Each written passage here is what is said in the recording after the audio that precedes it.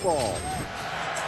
Thanks, Mike. Joe Tessitore, Rod Gilmore with you here in Morgantown, West Virginia. Pitt tried to screen pass on 2nd and 10, and that is incomplete. He was trying to get it to Darius Patton. So we welcome you here to the backyard brawl in Morgantown. 104th meeting between Pitt and West Virginia. Pitt now facing a 3rd down at West Virginia's 25, their opening offensive series.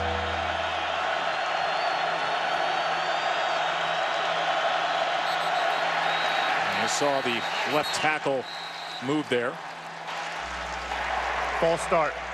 Offense, number 60. 5-yard penalty, 3rd down. Let's show you what's at stake tonight. A wide open Big East. Nobody controls their own destiny, Rod. No, and this is an elimination game tonight for Pitt. West Virginia. Loser is out of the Big East BCS race. Winner stays alive to next week. And both teams need help. Dana Holgorsen and Todd Graham, the first-year head coaches. 3rd and 15. Sunseri trying to do it with his legs, and he is met hard at the 21-yard line by Terrence Garvin. That's actually a really good play and a good hit on both parts. You do the draw here, the quarterback draw gets you a much more reasonable field goal attempt, but a big hit at the end there by the safety Garvin. So a 38-yard attempt by Kevin Harper.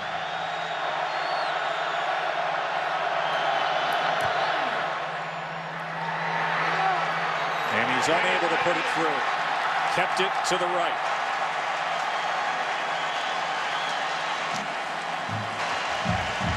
A late flag comes in right at the line of scrimmage. Todd Graham looking for an explanation. Personal foul, low block on the defense, number 99. Half the distance to the goal, automatic. First down. Wow, just Dana Holgorsen's like, what? After coming up with the stop on 3rd down, now the Pitt offense will be in prime position.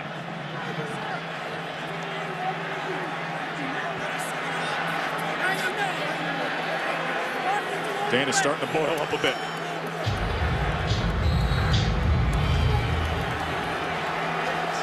Todd Graham's no stranger to these backyard brawls. He was an assistant under Rich Rodriguez back in 2001 and 02. Zach Brown and Isaac Bennett now in the backfield with Sunseri, and this is Zach Brown. And only able to get about a yard past that line of scrimmage as he was met by Garvin and Cook. Let's look for that penalty, Rod. I want you to watch this official right here and watch what he's looking at. It's going to be hard to see, but he is right up close watching, and it appears that that's where the penalty occurred. He's going to throw his flag right in there. He was right on top of it. The only one staring at the play. 2nd and 10. They can get a first down just inside the 1-yard line. Sunseri pumps, dives, and he gets to the 2-yard line that time as Darwin Cook was closing in on him. Yeah, that penalty is the same as a turnover. I mean, you have a missed field goal, you're off the field, no points, and now you're back on, and Pitt's threatening with a touchdown, all because of that penalty. And now Dana has to rely on his defense to make sure it's not a 7-point swing. See what Pitt has done in the red zone this year. They've had success.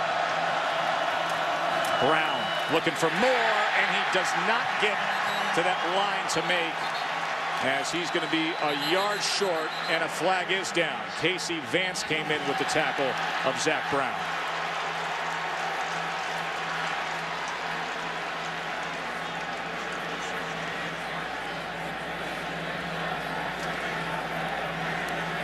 Yep.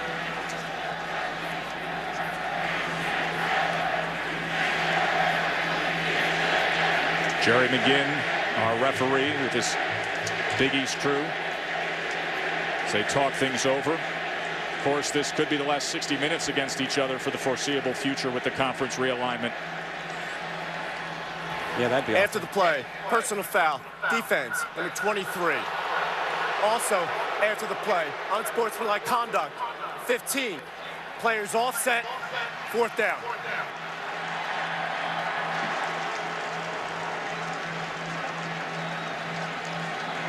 What do you do on 4th down? I mean, things were chippy a little bit before the game. We saw that on the field. You get personal fouls. Now, Pitt going for it on 4th down here. They missed a field goal. I wonder if that shook confidence, but you'd think you'd want points, but this is such an emotional game, emotional rivalry.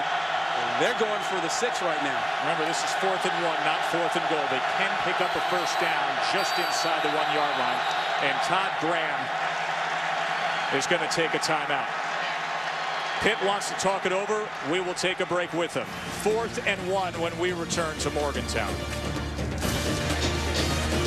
And we welcome you back to ESPN's College Football Primetime, presented by Russell Athletic. Yeah, I'm not a fan of this. I'm not a fan of this. When you get a freebie and a do-over, you need to have points, and they're risking it here. 4th and 1. Devin Street and Mike Shanahan are the receivers to the near side. Brown with a lone back.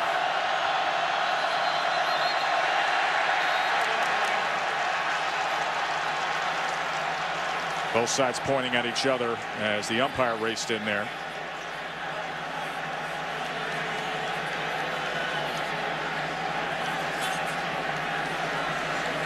This is typical backyard brawl stuff, what we're seeing on this. That's why it's the backyard. Opening possession by Pitt.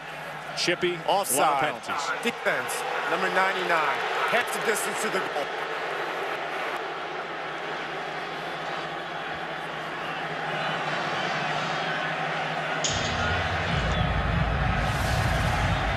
Right in here. Watch that helmet.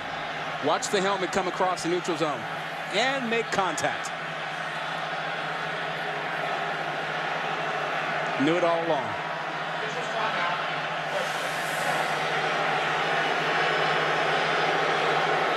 Now the officials, with the half the distance, will have to measure to see if that is good enough for the first down.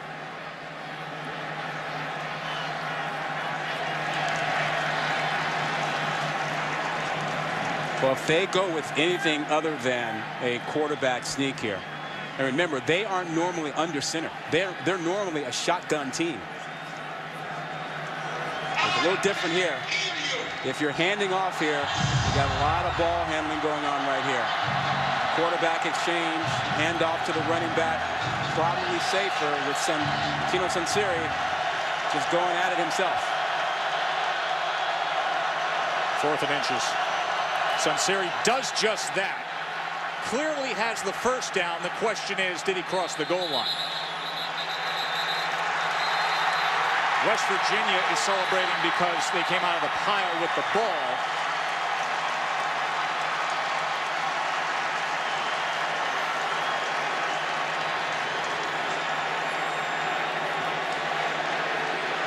The amount of confusion between these two teams over the course of these last 5 plays is amazing. Well, you can see that he made substantial progress there. Clearly got beyond the first down marker with that progress. It doesn't appear from that first angle that he got into the end zone, so I think that's a correct call. And clearly he held on to the football. They did not rule a fumble. So there is the first down. He was short of the goal line, and it'll be 1st and goal. So Todd Graham rewarded there. Now he's looking for the 7. Well, he's going to have 4 cracks at it. 13th play of this drive for Pitt. Helped by the penalty on the missed field goal. And then 2 more flags. Here's Zach Brown, and he scores for the Panthers. Everybody bunched up inside. They elect to get to the edge with Brown, the replacement for Ray Graham.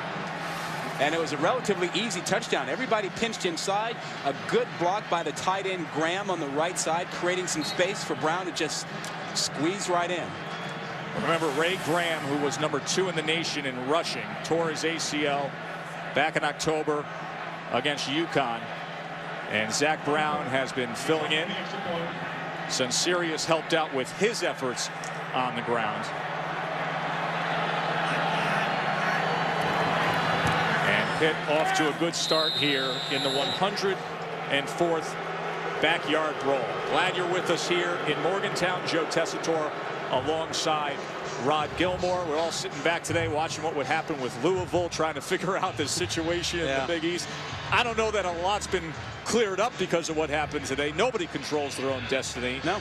But we know what happens on the field tonight. It's an elimination game. That's exactly right. We're down to the last 2 weekends of the season, and some team tonight will be out of the BCS chase in the Big East. Louisville is still in the hunt because they won today. And what Pitt needs to win out, and then they need to have Cincinnati and Rutgers lose one more game, and that would give Pitt a win of the BCS title. West Virginia, on the other hand, they need to win tonight and next week and have Cincinnati win out to create a 3-way tie. That is the only way West Virginia gets in, is a tiebreaker with a 3-way tie. It is moments like this, Rod Gilmore, where I'm thankful that you went to Stanford and then you earned your Juris Doctorate to try to explain those standings. We just have a great research department at ESPN is what we have. And once again, a short kick that does take a bounce and goes into the hands of Tavon Austin. He's the dangerous one. Had a 100-yard kickoff return for a touchdown opening week against Marshall. Saturday afternoon on the ESPN networks. Great day of college football. You got Ohio State, Michigan, and then your ABC or ESPN2 games. Number 5 Virginia Tech against Virginia with a trip to the ACC title game on the line. Civil War at Oregon. Penn State, Wisconsin, 3:30 kick on ESPN. That's a good afternoon on the ESPN networks. We're going to hustle down to Charlottesville for that Virginia Tech-Virginia game, and I'm also interested in that Wisconsin game. How close are they to being undefeated? And once again, the officiating crew is going to have to clean things up. 5-yard penalty, first down. Seeing a lot of Jerry McGinn already tonight. You know, Dana can't be happy. It's a sloppy start to this ball game for West Virginia. You go back to the field goal they missed, that was missed by Pitt, but a penalty kept the drive alive, 7 points, and then they open up here with a false start. So Geno Smith in that Mountaineers offense, starting with a 1st and 15. Smith, pressure up the middle. Gets away from it and then completes it to Austin downfield, and Austin with one quick move and then out to the 42. You know, when we talk about pressure being on Geno Smith and having to do so much, that's an example of it. That play wasn't easy. You know, what he wanted on the right side wasn't there. He had to extend the play and buy time to make something happen, and that's what's been going on week after week for the West Virginia offense, relying on Geno Smith to make something happen. 6th in the nation in passing yards per game is Geno Smith, 349 a game.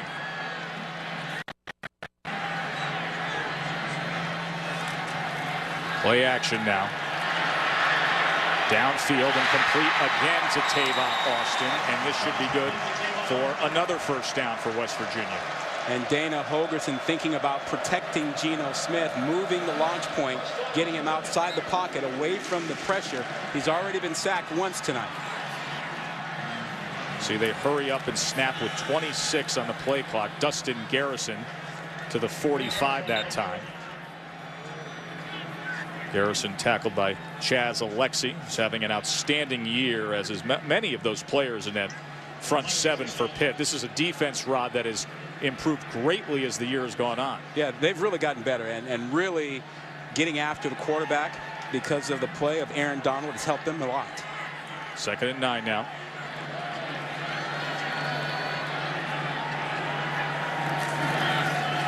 Smith, pressure, and then just launches the ball incomplete, trying to save something there, but it was Miles Carrageen and Aaron Donald who were quick to get to Geno Smith. This is what's happening on the outside. This is Bailey, the deep threat. Look at the good job Williams does getting his hands on him, forcing him out of bounds. That's where Geno Smith wanted to go. They're putting a guy in front of Bailey and being physical with him to take him out of the deep game. K'Wan Williams, the best corner that Pitt has. 3rd and 9 now. Smith's going to take a shot here. McCartney, but he overthrows into the outside. The coverage came from Antoine Reed. Now, you know, most of the deep passes, they go to Bailey. And you just saw that Bailey is getting a lot of attention. And so West Virginia starts looking for another way to get the ball down the field. Ivan McCartney, who was the intended target there, a cousin of Chad Ochocinco's. So Michael Molinari on to punt for the 2nd time tonight. And Ronald Jones back deep at the 10. And this is a line drive. That'll go inside the 5. And was that saved by the special teams unit? Remember, the rule is it's the ball, not the player's body. And they're ruling that a touchback. Roderick Jenkins was downfield on special teams. But they say they will be bringing it out to the 20. Good effort nonetheless.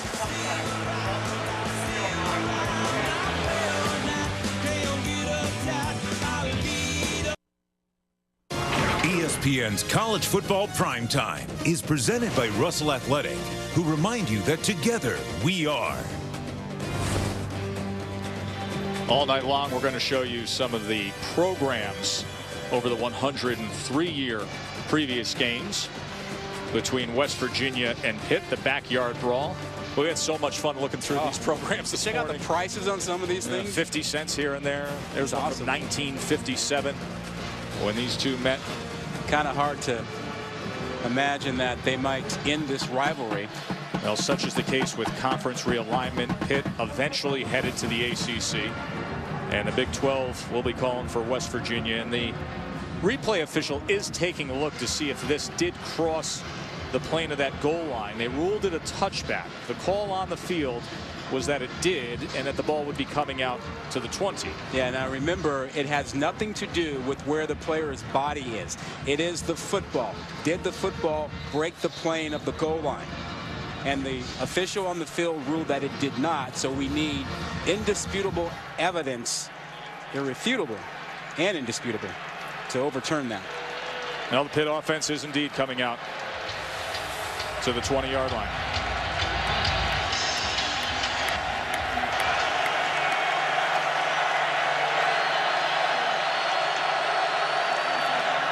Sunseri now sprinting to the far side and getting it complete to Shanahan, who is ridden out at the 25 by Terrence Garvin.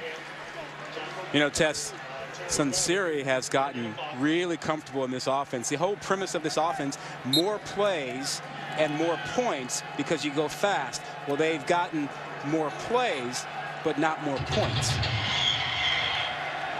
And now Ronald Jones comes in and gives them a little bit of a wildcat look. So here's Jones on the option. He cuts back and spins ahead for about 2 yards. He was met by Jared Barber. You know, one of the interesting conversations, Rod, we had this week was the quick pace that they like to go at. As the season went on, they actually slowed things down. Well, yeah, they were doing things at 15 seconds. You know, that's when they were getting to the line. It was way too fast, and they couldn't do it efficiently. They've backed off to 22 seconds now. You see that play clock down to 16 already. 3rd and 2 now. Zach Brown was met in the backfield right away by Terrence Garvin. That is a heck of a defensive play by Garvin. Well, Garvin from his safety spot has had a couple of big hits tonight. He's to the right side of the screen. He reads this on the pressure attack there, and he is unblocked. And that's just good game planning, anticipating what will be done by Pitt in that 3rd and short situation. So Matt Yaklik on to punt. He has struggled with some consistency this year. This is a high punt. Tavon Austin calls for the fair catch at the 22. And there is the flag at the end of that play. I wonder if that wasn't done by his own player.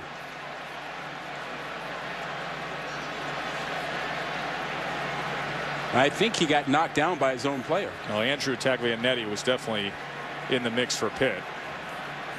There is Taglianetti, who's been a special teams force throughout his career.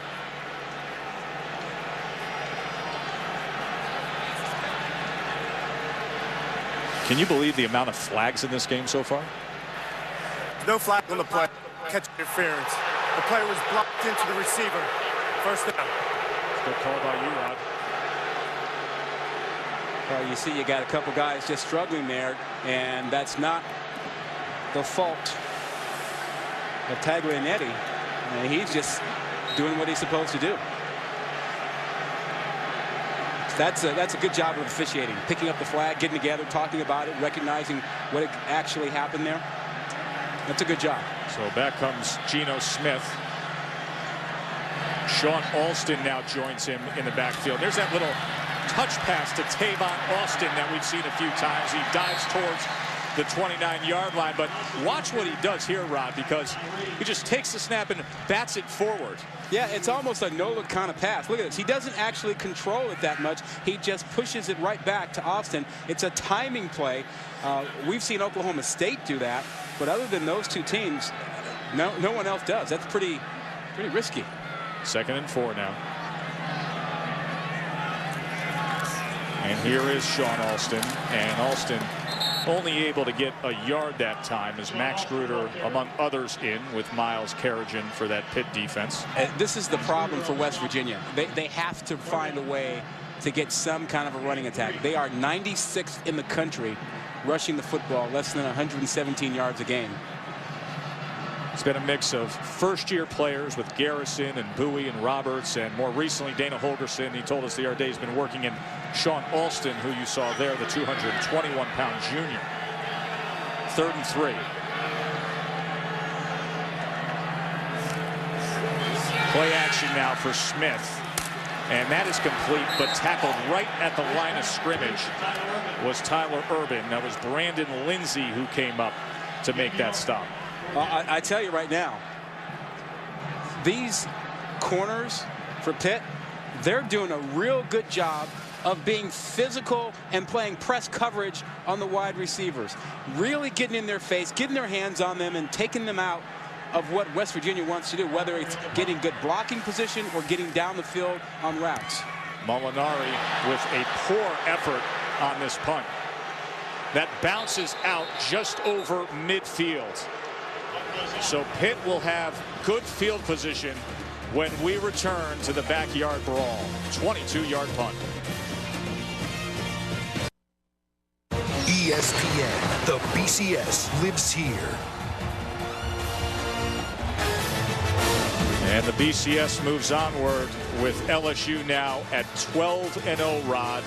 Alabama, of course, the Iron Bowl tomorrow. Arkansas will be coming down. Oklahoma State, you know the hit they took last week. And Virginia Tech, number 5 tomorrow, ABC 3:30 against their rival Virginia to see who goes to the ACC title game. This thing is not over yet, but I do think LSU is a lock. Sunseri now with time gets it complete to Devin Street, who charges down to the 32-yard line where he was met by Barber and Garvin.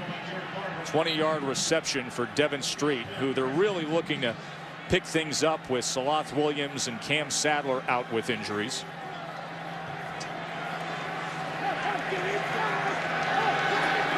Isaac Bennett now in the backfield, and they go with the inside handoff to Bennett, and Bennett gets it inside to the 25-yard line. Tino Sunseri gets really good windows to throw the football because they use the backs to move the linebackers. Look how Brown comes out and draws a back outside, opens up a huge window for Street to sit and catch the ball. And he just settled down in that big patch of green, and Sunseri met him. Move those linebackers, you got windows. 2nd and 3 now. Sunseri.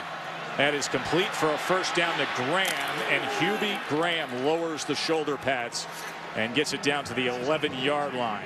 I really like Graham. He is a really good player, and this team really trusts him an awful lot. He's not only a really good blocker, he's a good receiver, particularly in the red zone. When you look for a significant running play on tape, he's involved blocking, leading the way in some way, shape, or form for Pitt. Here's Bennett inside the 10 to the 6-yard line.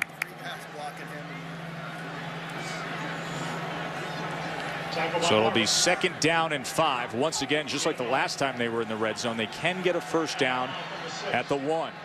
Isaac Bennett, a true freshman who's been getting more playing time since Ray Graham tore his ACL. He's out for the year. Zach Brown and Bennett have been splitting the duties. Bennett. Touchdown, Pitt. He just ran Keith Tandy over. How about that? 2 guys trying to make the tackle, but Bennett clearly wanted it more, and the other guys, the tacklers, looked like they were actually just trying to catch him or hold him while he was powering in. Watch him finish this run. And he gets hit at about the 3-yard line. They're catching, he's delivering. This is a guy that was slated to be redshirted this year, but with Ray Graham lost for the year, he has been added into that rotation, and he has produced.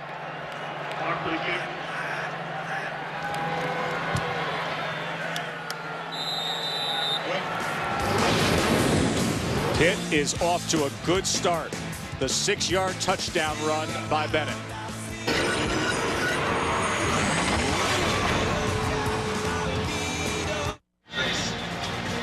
Milan Puskar Stadium, the Brawl. Pittsburgh up 2 touchdowns early here against West Virginia.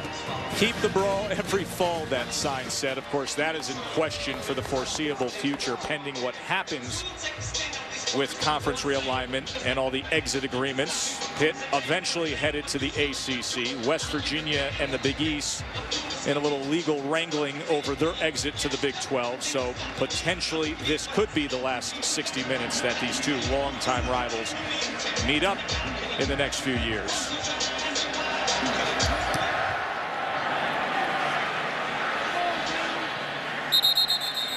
And the big boot by Harper.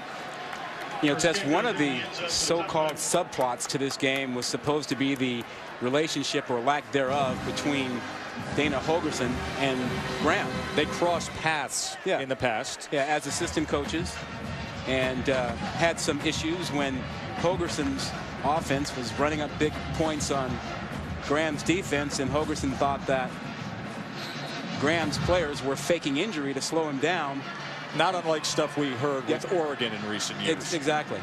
But these 2 men were talking before the game, and Holgorsen's told us, well, we respect each other. We're fine. There's nothing wrong with our relationship. Blown out of proportion, he says. Here's Geno Smith. They go with the tunnel screen. Stedman Bailey breaks free, and Bailey is out to the 36-yard line. Bailey, who set the school record with 5 straight 100-yard games this year. He is a steady and very reliable receiver for the Mountaineers. Well, one thing we know about Holgorsen is that he's a straight shooter. If he doesn't like somebody, he'll say so. No, he pulls no punches. If he thinks a player isn't performing well, he doesn't sugarcoat it.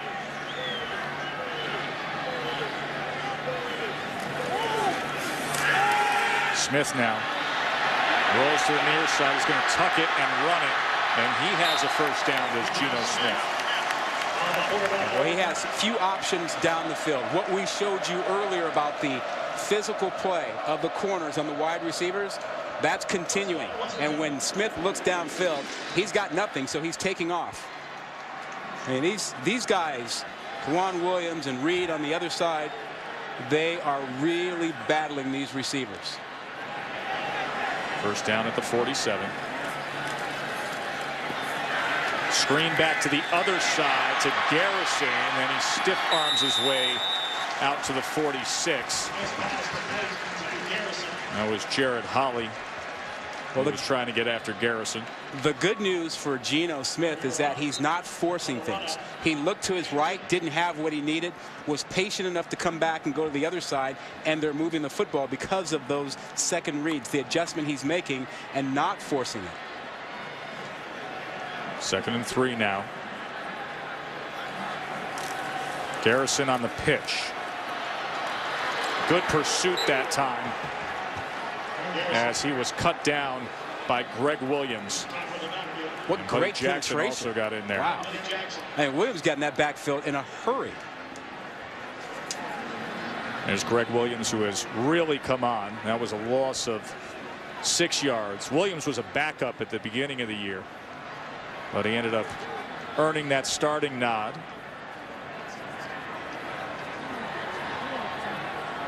Makes for a 3rd and 9 now. They show pressure. Smith just launches it up. It is complete to Urban, but it should be short of the first down by about 2.5 yards. You notice how Geno Smith is retreating. He can't back up, pressured by Williams and Alexi. Both of them back there harassing him. He couldn't set his feet. He couldn't step forward. And we've seen this before this season. We saw Syracuse pressure Geno Smith all night long and really disrupt this offense. Once again, Molinari on to punt. Did not have a good effort last time, and this isn't going to excite the crowd too much as it bounces at about the 20. Pitt has played well in first quarters this season, only allowing 1 touchdown. Goose egg for West Virginia. 27-yard punt that time.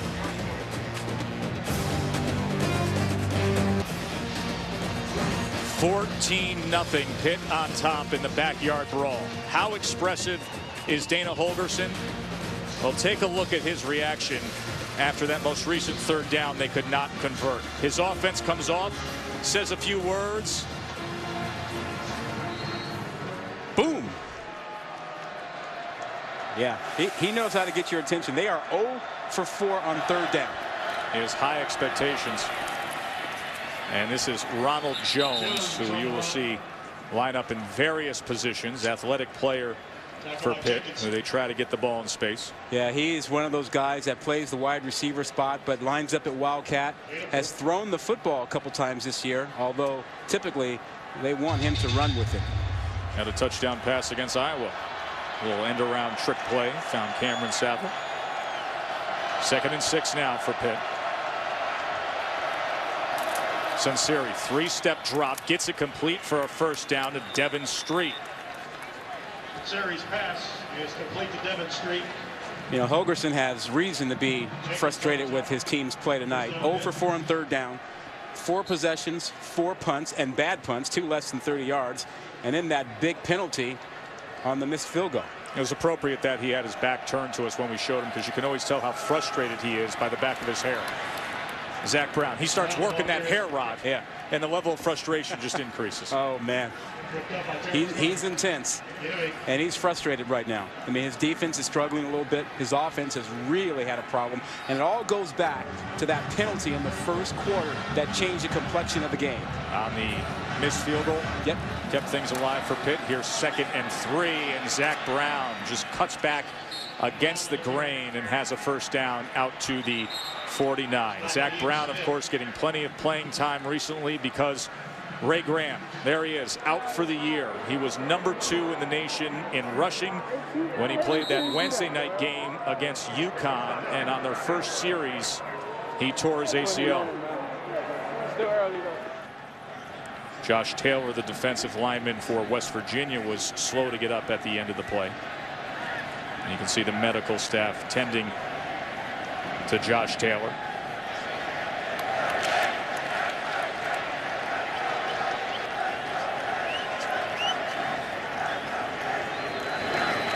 Of course, Ray Gramrod was such a big part of their offensive production. And here's what happened against Connecticut back on October 26th. Yeah, he was just making a jump cut, and that right knee had a problem. And he was such a big part of the Pittsburgh offense. that the immediate reaction was to think, what are they going to do without him offensively?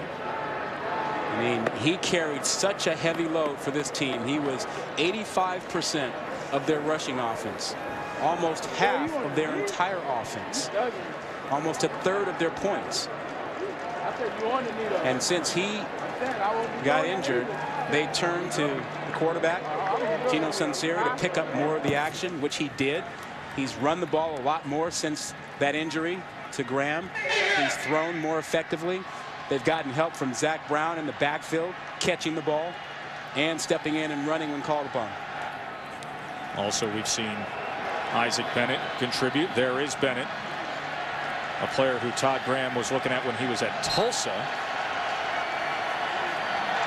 and then got the job here at Pitt and brought him up north.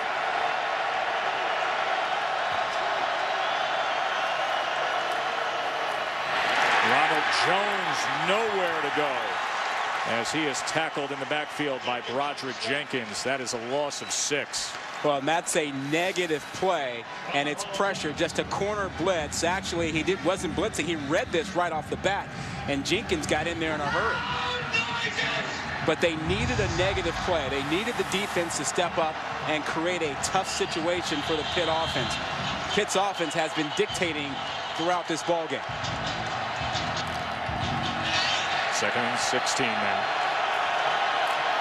Sunseri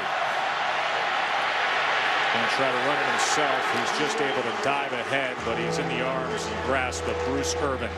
Bruce Irvin, who is a real top pass rushing NFL prospect. And they talked all week long about how they need him in a game like this to get after and frustrate Sunseri, disrupt things in that backfield. Here's a perfect opportunity for him now on 3rd and 14.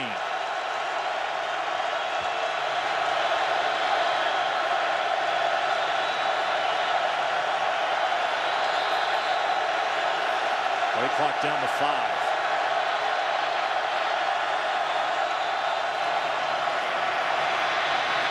Sunseri scrambling for anything. Flag is down as he cuts back, and for the time being has a first down, but we will check on the flag. Hold. 10-yard penalty, 3rd down. So that'll be coming back. Yeah, there was a clear hold to the right side of Sunseri. And on the other side, Bruce Irvin really drew a lot of attention. Not only does he have a tackle to contend with, they also bring the guard out also, Schleifer, to deal with him. So he was facing 600 pounds of beef trying to keep him out of the backfield. He was number 2 in the country in sacks a year ago, was Bruce Irvin. He gets everybody's attention. 3rd and 24.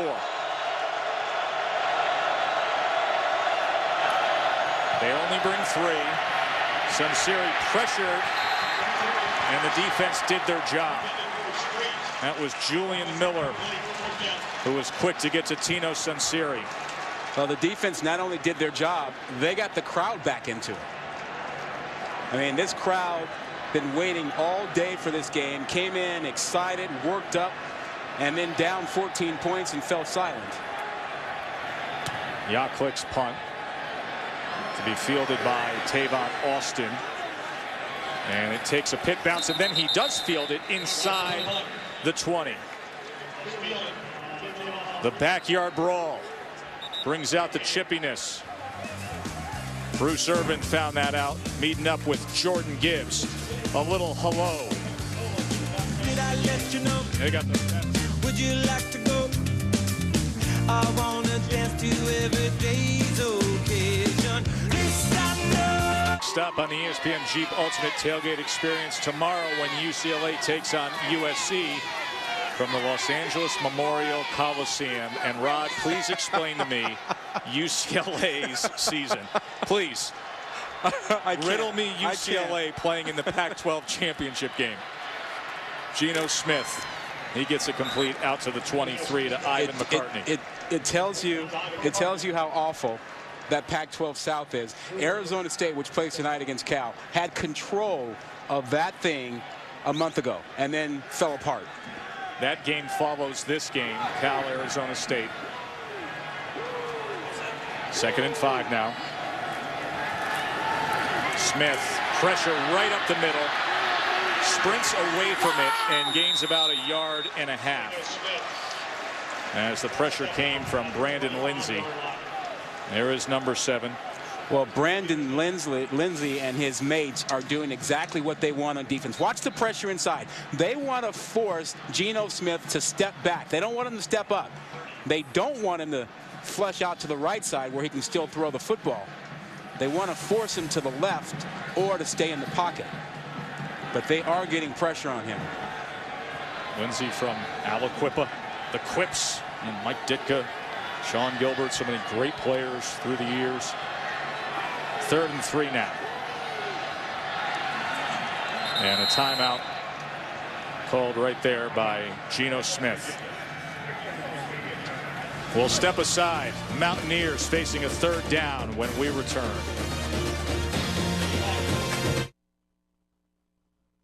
ESPN's College Football Primetime.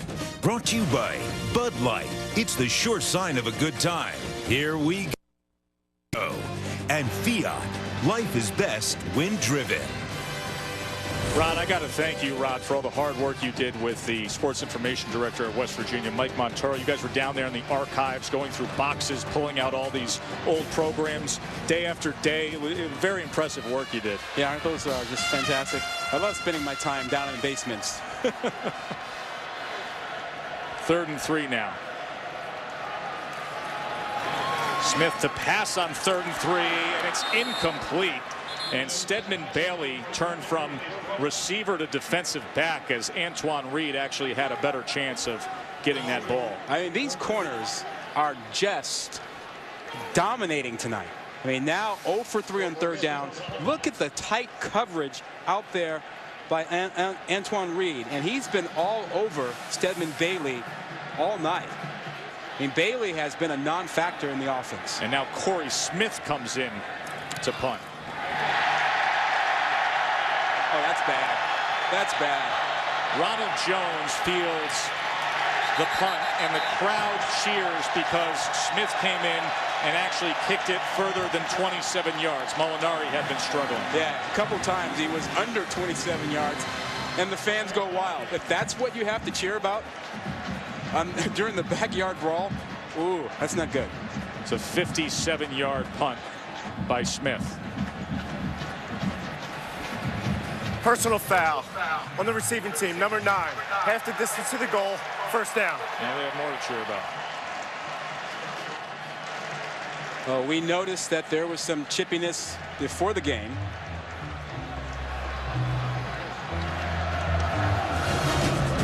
You can get ready for the bowl season with the ESPN Bowl Bound app. It's free on your iPhone, your Android. Text BOWL to 43776 to download. All right, tech guru, give me the quick review on the ESPN Bowl Bound app. What do you got? Well, you just got to give me your phone and let me get you all squared away and hooked up.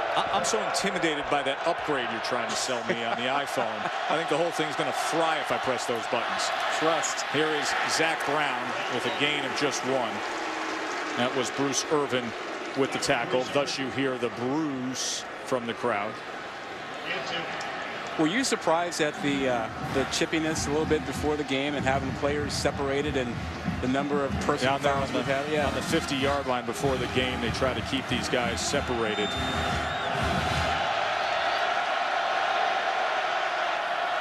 Second and 9 now, as Sunseri kept it that time, trying to read the play, and he's going to be 2 yards short. Irvin again with the tackle, so it'll make for a 3rd and 2. You know, we've had a couple of personal fouls.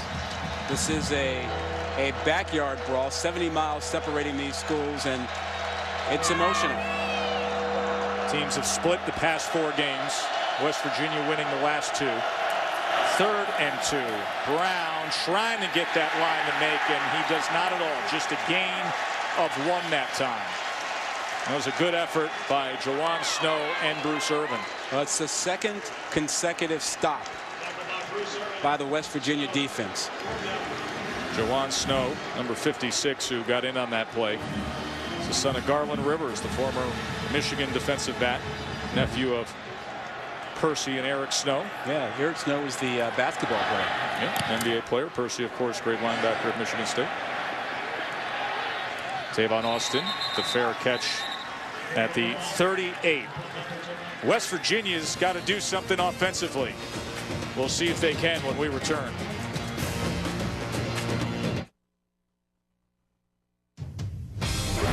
It means everything to the fans. So once a Mountaineer, always a Mountaineer. Keep the tradition going and don't let go of it. It's close. It's a moneymaker. It's a great rivalry. I think it should continue. I would be really upset about that. I mean, this is a big game. They've been playing this game for over 100 years. No more backyard brawl would be very sad. We've already lost Penn State as our primary rival, and I would really hate to see us lose West Virginia as well. I'd hate to see it go away, and I sure love playing West Virginia. I think both athletic directors, Steve Peterson at Pitt and Oliver Luck at West Virginia, agree with a lot of that sentiment. The realities is that they don't know their immediate future with the ACC and Big 12 coming down the line and the exit agreements with the Big East. We will see what the future is of this rivalry between Pitt and West Virginia. Could be the last 60 minutes against each other for the foreseeable future. Sean Alston. And Alston is able to carry that out to the 42-yard line.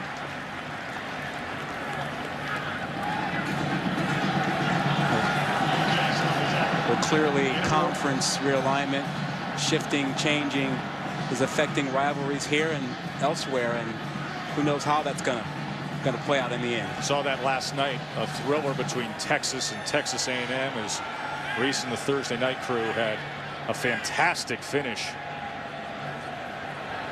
2nd and 6 now. And the whistle blows. As it was motion. False start. Offense. Number 76. 5-yard penalty. 2nd down. And Dana Holgerson will be returning to the Big 12 at some point. Here's the timeline of how they've arrived at this point to leave the Big East. Yeah, October 18th, you know, they have plans to double the exit fee, but that depends on having the new teams coming to the conference. 2nd and 11. Smith takes a strike downfield, and wide open was Stedman Bailey. A stiff arm for good measure and a sprint to the pylon. Touchdown, Mountaineers.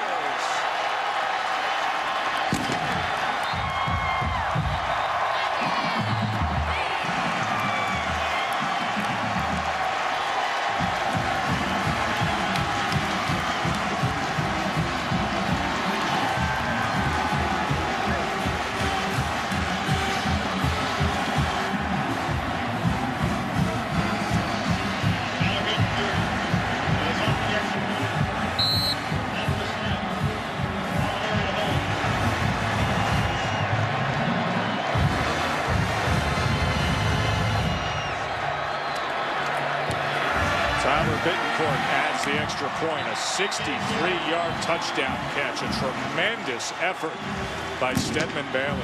Well, there's nothing fancy about it here. You simply have Stedman Bailey right here locked up in man coverage, and he will eventually beat it all night long. He's been getting pressured by Reed. Reed being physical. He finally beat the press coverage, got off the line of scrimmage, and with a great stiff arm on Holly, he managed to keep going. And it was the stiff arm that allowed him to get free for the touchdown as Holly tried to come over. He just tapped him on the face mask and said, "See ya." That is not going to be a good film review for Holly when he sees that stiff arm there. My goodness. Geno Smith and Stedman Bailey have made history tonight, setting the marks for the best single season yardage-wise for a quarterback and for a receiver. They were high school teammates down there in Florida, and you see the numbers on Geno Smith now. 3,636 yards. And this is Ronald Jones from the goal line. And Jones wrestles his way out to the 31 as he was met by Willie Millhouse. Well, Rod, we had just gotten into the discussion of West Virginia leaving the Big East for the Big 12. Yeah, and that exit fee is $5 million until teams come in. West Virginia will go to the Big 12, but they have a 27-month waiting period that they are suing to have shortened, and the Big East responded by suing, saying, hey, you're breaching our contract. You've got to stay here until July 1, 2014. Commissioner John Marinato said we're protecting the integrity and the interest of the Big East. So that yet to be determined as to when they will leave as the flag comes in. Well, and you know, the West Virginia. False start. Offense, number 52. 5-yard penalty, first down. The West Virginia position has been that, hey, the Big East has allowed other teams to defect, and they cited TCU and said TCU was able to leave. They didn't have to wait 27 months. And so now this is in the courts, and the courts will decide if there ought to be a 27-month waiting period. Advantage West Virginia. Courts don't typically do that unless there are really extenuating circumstances. Inside handoff goes to Isaac Benton, and Benton has a good run for a first down. This is a fine-looking true freshman. Isaac Benton will clear. Darwin Cook on the tackle. Down Pitt. Watch the vision. He found the hole, saw him lean to his right, found the hole back to the left, quick feet to change direction and get over there. Bennett doing a nice job. 17 yards on the run by Bennett. This time tackled for a loss by Najee Good, the unquestioned leader of this defense. He was the only returning starter coming into this year among this linebacking crew, and he's been very productive. Well, he started out playing the season at middle linebacker to help the team because of injuries. His natural spot is outside. Backed up now to a 2nd and 11. Sunseri. He goes down. Sacked by big George Wright. Well, Tess, when they have a negative play on first down, West Virginia can get into their pressure package. That's Bruce Irvin and company. There you see Irvin. They bring the blitz to help him out. He occupies a couple of guys, and they bring pressure from the other side. That's what they want to get to. 2nd down, 3rd down, and get their fast pass rushers on the field.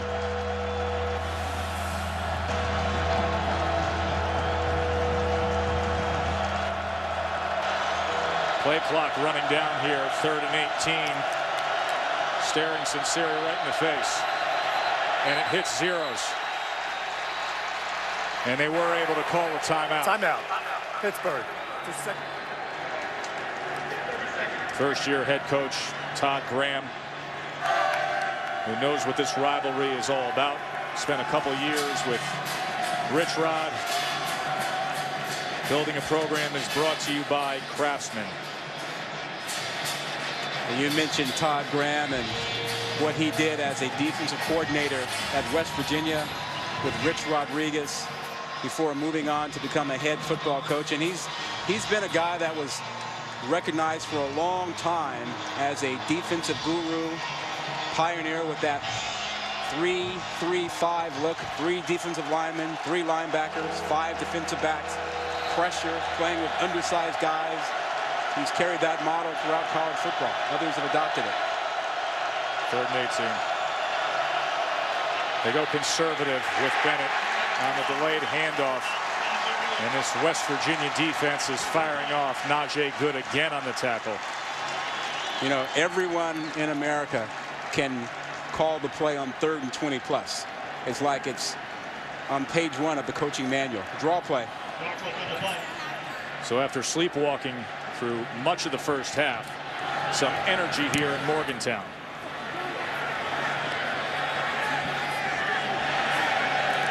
Oh, that's a live ball. And Pitt was able to recover. Andrew Taglianetti on special teams does it again.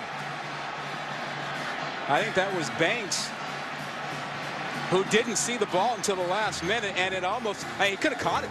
I mean, it bounced right to him, and I think he was stunned, had no idea he was that close to the ball. Well, it took a sideways bounce, so he wasn't expecting it.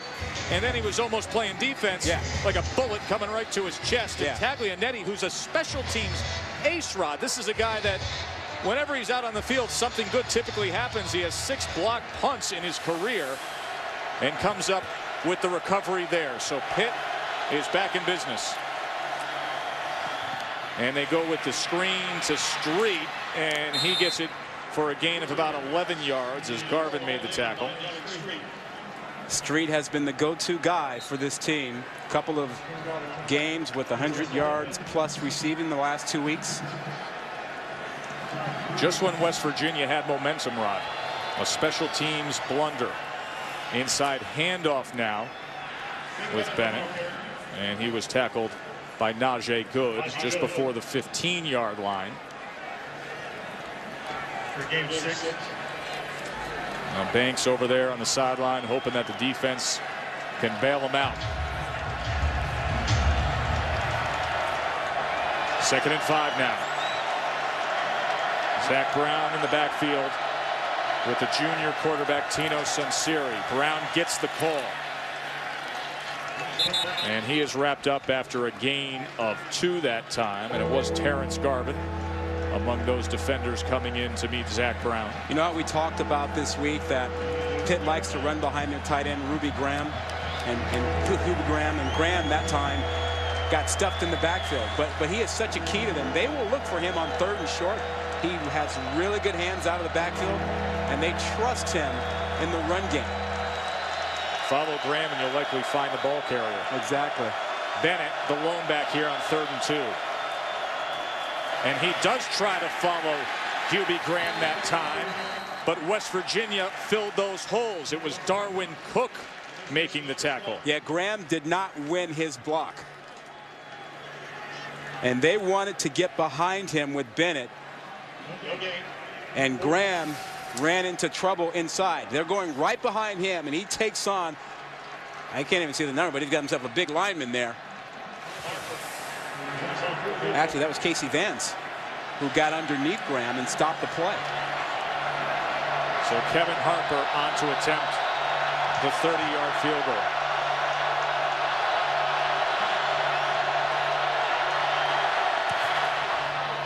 And Harper puts it through.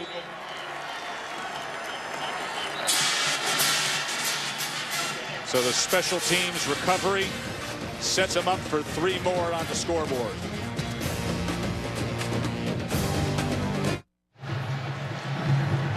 Here in Morgantown, trying to untangle the Big East standings as things still up in the air. 17-7. Pitt on top of West Virginia. Saturday night, ESPN offers up number 17 Clemson, number 12 South Carolina. 7:45 kick on ESPN. Always a great rivalry. And then 8 o'clock, Notre Dame and Stanford on Saturday Night Football, presented by Southwest Airlines, as Andrew Luck looks to put the final touches on his resume for the Heisman Trophy. It's going to be a very interesting race for the next week here. Well, we're both voters, and I think all voters are paying attention this weekend to see how these candidates fare the last week or 2.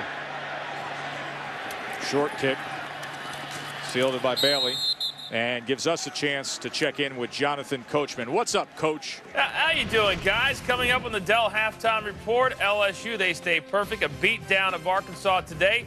An open and shut Case. Case Keenum, terrific again as well. We've got an upset, a top 5 upset in college hoops. Lou Holtz, Mark May will join me coming up at the half. Gentlemen, great to see you. Send it back to you. Look forward to hearing from the coach and the real coach, Coach Holtz, and May Day, who was 4-0, by the way, was Mark May during the backyard brawl days he had. Called bragging rights. Tavon Austin out in space and wrapped up at the 30-yard line by Buddy Jackson. That play is designed to act like a run, to take a little bit of pressure off of Geno Smith. I just want to stress this again. Mark May was 4-0, so that he can not email me next week and say you didn't mention that I was 4-0 in the backyard brawl. Oh, he knows. He lets us know. Just ask him. He'll tell you.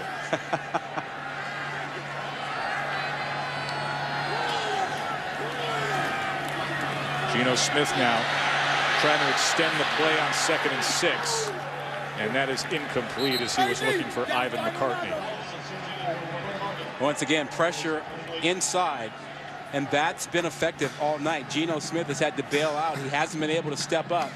The only thing Pitt has done wrong on that is that they've allowed him to escape to the right side. And they really want to force him to go left to make it harder for him to extend plays and make throws. So K'Wan Williams, who's been matched up with Tavon Austin for much of the night. 3rd and 6 now. Smith, pressure off the edge. He steps up and then just shuffles it forward and incomplete as Dustin Garrison could not handle that as Smith just flicked it off to the side. But the problem was being indecisive. He didn't know if he wanted to run it or throw downfield or flip it over to Garrison. And he flipped it late behind him. And that's another 3rd down they failed to convert on. They are 0 for 6 on 3rd down. Yeah, just look at Dana's face. That'll tell you 0 for 6 on 3rd down. And another good boot from Smith. Mike Shanahan now returning for Pitt, and he just scoots out to the 24. 0 for 6 on 3rd downs for West Virginia. It's been a few momentum changes tonight like this. Started early, missed field goal by Pitt, but a penalty on West Virginia. Right there, you see it. There's only one guy who caught it. That official standing right there dropped that flag. It resulted in a touchdown by Brown. And then the other swing, how about the muffed punt by Banks, who didn't see it? That led to 3. 10 points following mistakes by West Virginia. So now 1:52 to go. And Pitt will get another chance. Flag does come in. You take away those. False start. Offense. Number 6. 5-yard penalty. 1st down. A lot of miscues, right? Yeah. And those 2 mistakes on special teams led to the 10 points, and we have a 10-point difference in this ball game. But how about 7 possessions, 6 punts? Dana is so disgusted, Rod. I mean, he has been sitting there shaking his head and crossing his arms for the better part of this first half. Here is Sunseri. Quickly gets it out to Zach Brown, and Brown tries to muscle his way for about 3.5 yards. Well, you know, that's what I'm talking about. See the hair? Yeah. See how he gets right into the hair there. Yeah. Well, he wants to get this group to the locker room and probably chew them out because they've blown blocks. They haven't run the ball for anything. And he's upset, I'm sure, with his receivers because press coverage, you have to fight and want to get off the line of scrimmage. And his guys have struggled to get off the line of scrimmage. There may be some paint coming off the wall in that locker room. Look at that, 10 yards rushing. That's not being physical. And that's what he's ticked off about. 2nd and 11 now. Zach Brown again, and he is met well that time by Terrence Garvin. And can you imagine Dana telling these guys, we're fighting these guys in our backyard. It's a brawl. And guess what? They are beating you up. Now West Virginia takes a timeout, hoping for another chance here. 56 seconds to go. Tomorrow, game day is down on the plains. Number 2 Alabama, number 24 Auburn. It is the Iron Bowl. They're going to discuss everything you need to know about the BCS. What if Alabama loses? Plus, Matt Barkley, who's been getting himself into the conversation. And Vincent Bo Jackson will be the celebrity picker. This is great. Roll Tide, War Eagle. Just like the documentary you and Bruce Feldman, worked on. Fantastic. This is now on my bucket list. I've got to get to an Iron Bowl. I'm glad game day's there, but I got to make one of those. Start your day 9 a.m. tomorrow on ESPNU as they will be down there at the Iron Bowl, one of the best settings in all of college football. 3rd and 8. Zach Brown on 3rd and 8 just slices through that West Virginia defense. I think West Virginia called the timeout thinking 3rd and 8, they'd get the stop, get the ball back, have a chance, and then there's a big play to pick up the first down, and Zach Brown is still on the ground. Remember, this running back depth chart is thinned out to begin with, as their star offensive player Ray Graham has been out since October 26th with the torn ACL. They had to take the red shirt off of Isaac Bennett, the true freshman. So they're very limited with their options at running back, as Zach Brown is still down. There's Ray Graham. And he represented so much of the offense, 900+ yards rushing before he was injured. Watch the end of this run. Yeah, he comes down on that shoulder, looks like, with a little bit of extra help on top by Banks.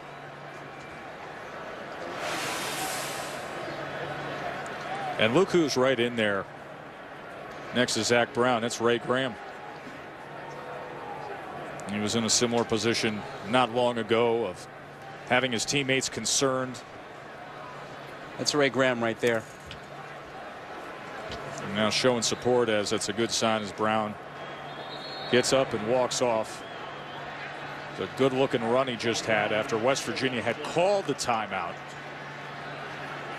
Pitt was facing that 3rd down. And now a first down out to the 47 with 48 seconds. Empty backfield for Sunseri. See what they can come up with as he takes a shot downfield, and it is intercepted by Darwin Cook. And here goes Cook out to midfield and beyond, and West Virginia will have a chance with 31 seconds left in the half. Yeah, Sunseri made a bad decision. Tino Sunseri tried to squeeze it in there when he really didn't have a place to go with it. Great job on the back end by this secondary. Now watch what the corner does here, and watch the safety. They're going to come over and they'll drop deep into that area and take away that corner route. Tino Sunseri thinks he can squeeze it in there. He's got 3 jerseys over there. Cook and Jenkins doing a great job, and Cook coming down with it. I mean, that's really good defense, but Tino Sunseri tried to squeeze that one in there. Well, here's the opportunity Holgerson was looking for. Smith trying to set up the screen, but instead he is sacked. That was Juan Price, quick to get in there. West Virginia has 1 timeout remaining. Clock is now 18 and counting.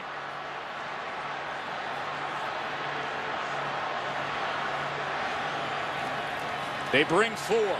Smith sacked again. Brandon Lindsay this time, and what a missed opportunity for the Mountaineers. They can't protect the quarterback. They've got freshman running backs that they're keeping in to try and help in pass protection. It doesn't work. They're going to have to go bigger or keep more receivers in, but they cannot protect the quarterback. Price coming off the edge, and Lindsay there also. Unable to capitalize on the interception.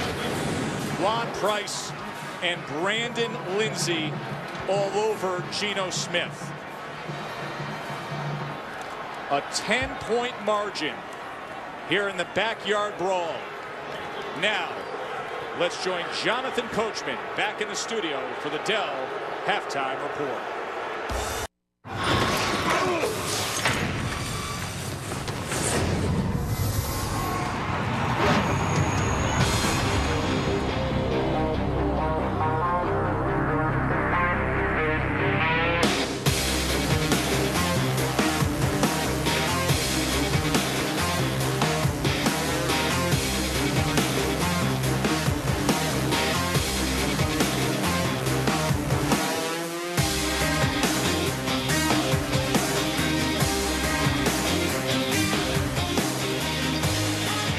ESPN's College Football Primetime, presented by Russell Athletic. Pitt by 10 in the 104th backyard brawl. Geno Smith needs to get going for the hometown team. Joe Tessitore alongside Rod Gilmore. Somebody's going to a BCS Bowl in the Big East. It will not be the loser of this game. That's the easiest way to explain it. This is an elimination. A lot of folks in play, a lot of scenarios that can play out, but this is an elimination game. That's exactly right. Louisville got to win tonight. Elimination game tonight. Pitt, you know, they need a win and a win next week, and they need Cincinnati and Rutgers to lose, and then they have a shot for a BCS game. West Virginia needs to win tonight and next week, and they need Cincinnati to win out. So all we know tonight is that one of these teams will be out of the BCS race. Pitt to receive here as Corey Davis takes it out from the goal line, and Davis out to the 30-yard line. Let's take a look at great teamwork, Rod, brought to you by Russell Athletic. Well, great teamwork has been on this field tonight in terms of pressuring Geno Smith. That Pitt defense has been outstanding, whether it's been pressure brought inside or outside. Lindsey's been there. Aaron Donald has been there. And then Dewan Price came in also with a sack. 3 sacks in the first half for Pitt. Great teamwork. And take note that the true freshman, number 34, Isaac Bennett, starts this second half for Pitt. And he gets just 2 yards there on that carry off the right side, met by Julian Miller. Well, how good was that Pitt defense in the first half? Well, they really handled the key wide receivers for West Virginia, Bailey and Austin.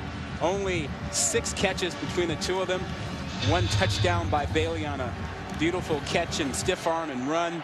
But by and large, the corners for Pitt were way too physical for those receivers. 2nd and 8, Sunseri from the gun. And he hits Shanahan on the slant for a first down. You notice how whenever Sunseri throws over the middle, he has big windows in which to get the football. Also has a big receiver in the 6'5", 225 Shanahan, who basically almost posts up on him. Yeah, he's like a center receiving an entry pass in basketball. Stay on the ground with Isaac Bennett for a gain of about 4. Remember what happened at the end of the first half when Zach Brown, the senior starting running back, was injured at the end of a 3rd down run. Bennett, now the true freshman, who was slated to be redshirted this year and has only been active because of Ray Graham being out for the year, now carries the load. 2nd and 6. And that was thrown to the outside of Hubie Graham. You know, Brown was productive before being injured. 15 carries, 67 yards, and a touchdown. But the freshman Bennett has been solid. Now, will he be solid in pass protection with this speedy package of pass rushers that West Virginia will bring now? He may have to chip Bruce Irvin or Will Clark as they're quick off the edge. 3rd and 6.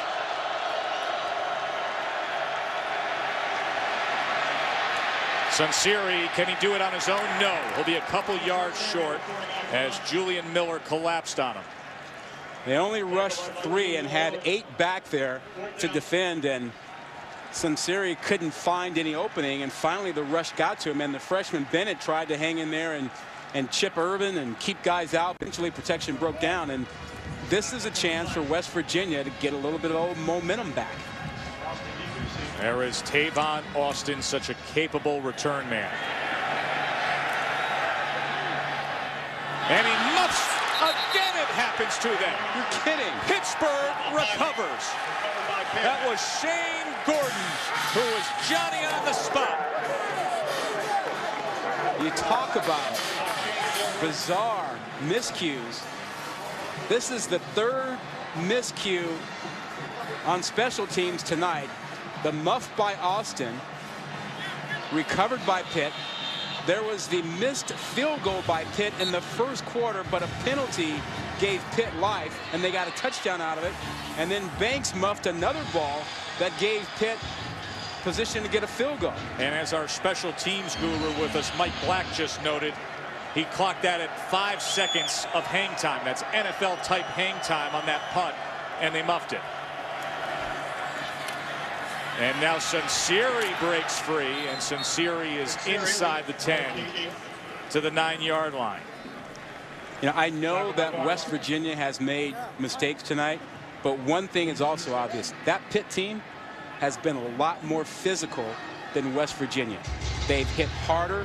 They've run the football more effectively.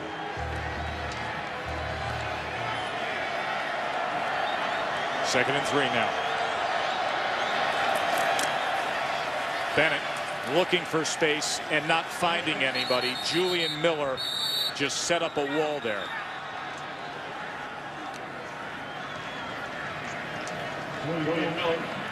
Meanwhile, Tavon Austin having a conversation with the coaches. The muff punt, how costly will it be for Dana Holgorsen and the Mountaineers?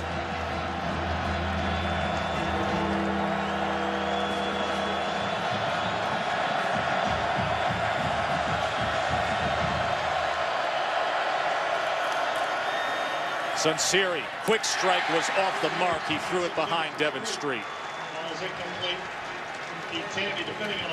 Now that's a good hold for the West Virginia defense. I mean, to give up the football on special teams inside the red zone and hold them to a potential field goal instead of giving up 7 is huge for the defense.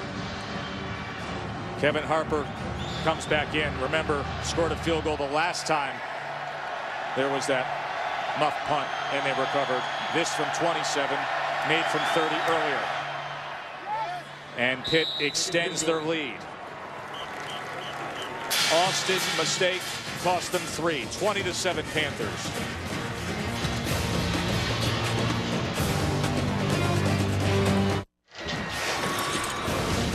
Back in Morgantown, Dana Holgorsen was all smiles pregame, but once the game got going, the frustration started to show as his team made mistake after mistake, and they haven't gotten through it yet. They keep making mistakes, and he's letting them know. And Tess, I'm starting to wonder if his team is also reflecting that and not getting over the mistakes. Takes a bounce out of bounds. Rod, I mean, Dana Holgorsen only having 1 touchdown on the scoreboard for his offense is like a Kardashian only having 1 photo in a gossip magazine. They're not used to it. It frustrates them. It's not what they want. Yeah. Free kick out of bounds. The ball be placed at the 40-yard line. First down. I think at this point, his team might benefit from a little bit more positive coaching, smiles, or something to get them through the frustration and rough parts they've had. I mean, when guys aren't giving effort, fine, get on them. But now these guys have had a hard night, and they know he's frustrated. And they need to find a way to get something going. And I think he sees the frustration on their faces. You got to find a way to get through that.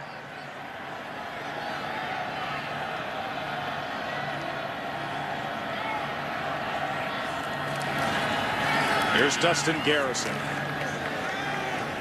And he's tackled by Greg Williams.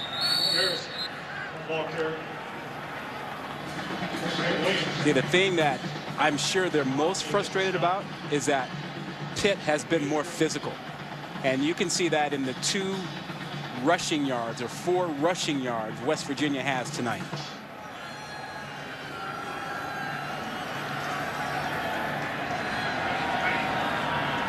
Second and 7 now.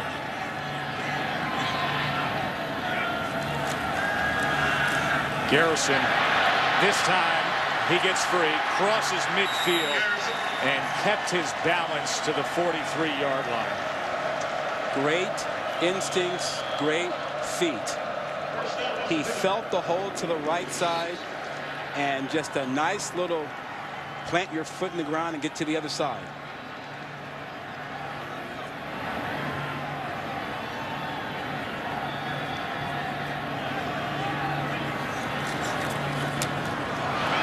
That ball was batted by Aaron Donald and landed near Greg Williams. You can always tell which team is tougher and more physical by the way they play in the trenches. And when you rush for 15 yards on 12 carries, you're getting beat up. There's Here's Aaron Donald, who leads the Big East in sacks. He's had an outstanding season.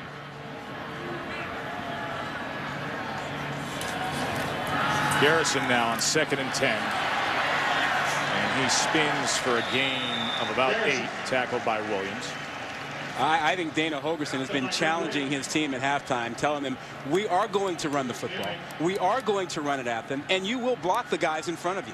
See the commitment they've made here, and now they bring in Sean Alston, who's the bigger back, upperclassman, brings a little maturity and toughness to the offense. They show that diamond stacked formation here on 3rd and 2, and Dana wants a timeout. Hot and bothered.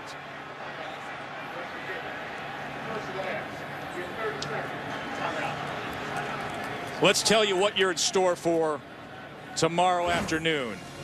You got one of the great rivalries in the game with Ohio State and Michigan at noon on ABC. ESPN at 3:30 has Penn State, Wisconsin, and your 3:30 ABC game, which also is available on ESPN2 if it's not on ABC in your area. Oregon State, Oregon, or how about number 5 Virginia Tech in Charlottesville against the upstarts, Mike London's Virginia Cavaliers. What a game. The winner will get Clemson in the ACC championship game. So tomorrow is for all the marbles in the Coastal Division. And quietly, Virginia Tech now number 5 in the country with that 10-1 mark. Have you arranged our transportation to get down there? Somehow, some way, find our way down to Charlottesville. 3rd and 2 with Sean Alston, and he picks up the first down and is still fighting for yardage to the 24. We're going to be making that drive down, Rob. What, for that Virginia Tech Virginia game. Okay. Looking forward to that tomorrow. Should be a great atmosphere down there in Charlottesville as they have worked their way back into not just being relevant again, but contending for a title. How about that finish they had last week with Florida State? Wow. First down at the 24 now. Play action. Smith over the middle, and it is complete. Tyler Irvin, good thing he's 6'5", because he went up and got it. Nice throw against a 2-deep coverage, 2 safeties splitting half the field and getting Irvin inside down the middle.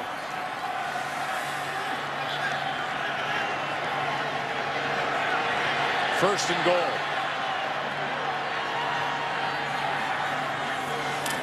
Alston inside the 5, spins, fights, touchdown.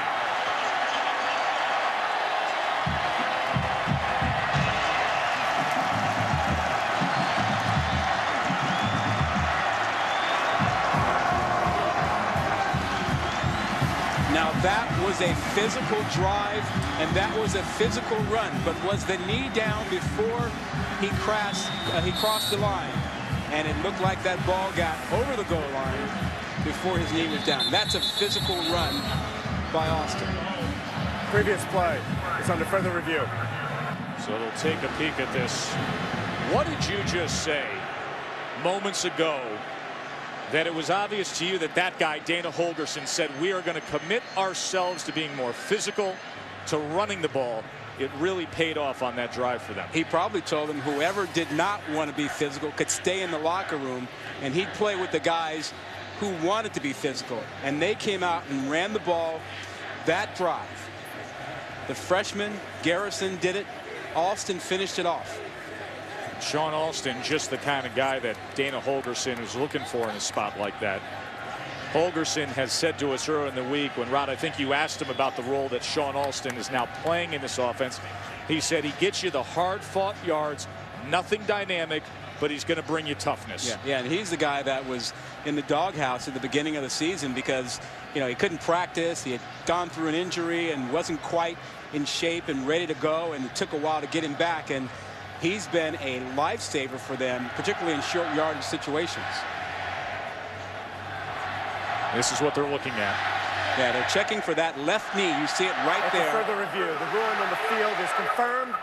Touchdown. Which obviously they had the video evidence to confirm the touchdown.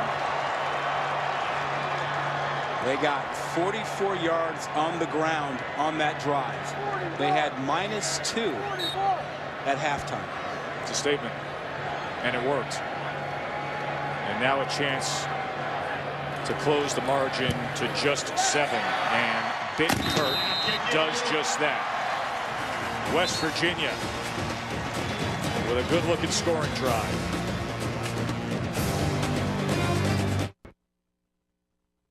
ESPN's College Football Primetime, brought to you by Acura, Acura Advance, and Uncharted 3, Drake's Deception, only on PlayStation. All night long, we've been showing you some of the programs through the 104 years of the Backyard Brawl. Saw one for a dime pass by the screen there. There's a 50-center. Those are awesome. 1966. Those are fantastic. And we have now just a 6-point game as West Virginia went to the ground, and it served them well. Pitt up by 6, 20-14. As there's life again here at Milan Pushkar Stadium in Morgantown. Corey Davis on the return. And Davis breaks free. A good return as Davis is out past the 38-yard line. Let's take a look back at our accurate drive recap. Oh, that recap was really all about the running attack for West Virginia and being physical. Garrison got it going inside and outside, and then Alston was the guy who picked up a key first down before finishing off the drive with a touchdown after a very nice throw to Urban that set it up. But it was the running attack that made the difference for West Virginia to start the third quarter. Censeri keeps it, and Censeri goes for 4 yards. Isaac Bennett remains the back for Pitt. They are thinned out with the running back depth. Of course, Ray Graham's been out with a torn ACL since October, and now Bennett runs off. Zach Brown left the game earlier, and now Corey Davis checks in and flanks Tino Censeri here on 2nd and 6. And that is off the hands of a diving effort from Mike Shanahan. Think about the impact in the backfield for Pitt. Davis had 3 carries coming into the night. And that man over there, Bennett, was not a starter, so he hasn't carried it 15, 20 times in a game. So now they're stretching all these guys for the rest of this ball game. 3rd and 6. West Virginia looking to get after Tino Censeri. Davis remains in. A freshman running back put into duty here with the injuries.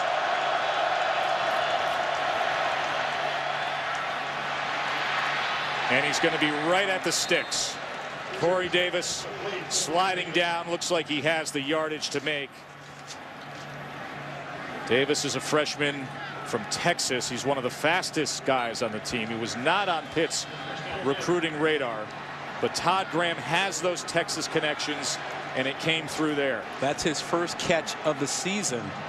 A lot of confidence on a 3rd down and throw to a freshman who had not caught a pass all year. Time to step up. They keep it on the ground with Corey Davis, and he gets about 3.5 yards. Now, meanwhile, Zach Brownrod is over on the sideline. Pads are off. His night is done. That is an awful lot to put on Corey Davis, a freshman who has not played much this year, to ask him to carry the load here with Bennett and Brown apparently banged up. 2nd and 7.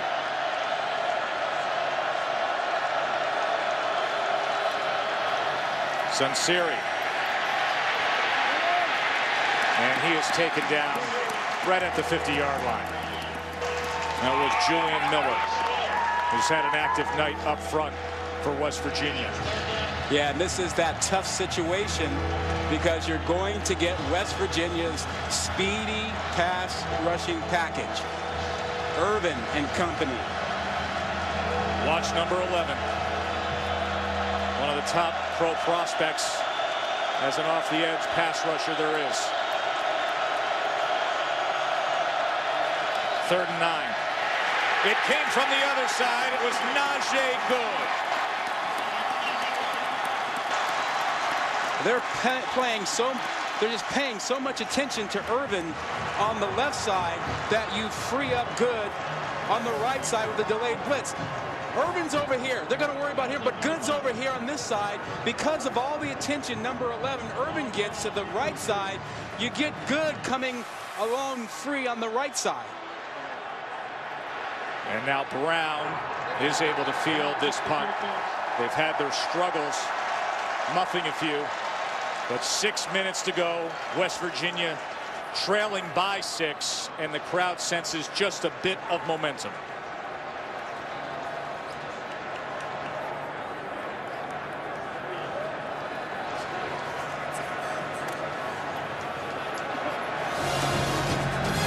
Got the ESPN Bullbound app is out. It's free on your iPhone and Android. You can text Bull to 43776 to download. You get all the video, the news, the analysis, the latest BCS standings, weekly projections. Great tool to follow along. Here's Geno Smith.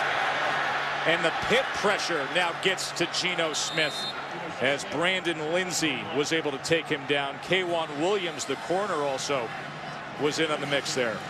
You know, that Bowl app be great for Pitt and West Virginia fans trying to figure out where their teams might be if they don't wind up. You need one of those scientific calculators, though, to try to figure out the Big East right now. Yeah. You have many teams alive. Nobody's out of it. Nobody controls their own destiny. The one thing we can tell you for fact is that this is an elimination game.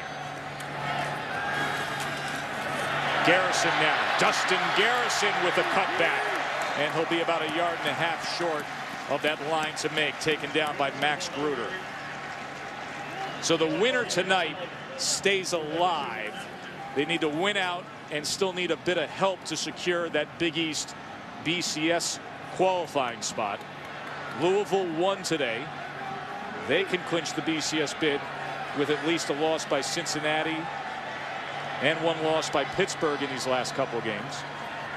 3rd and 2 as Sean Alston is the deep back.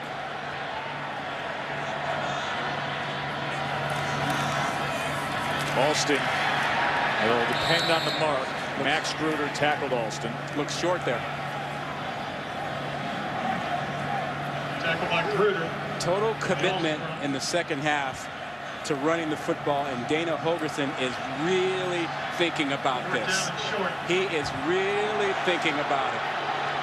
Oh, he so wanted to go, but he knows this is way too risky.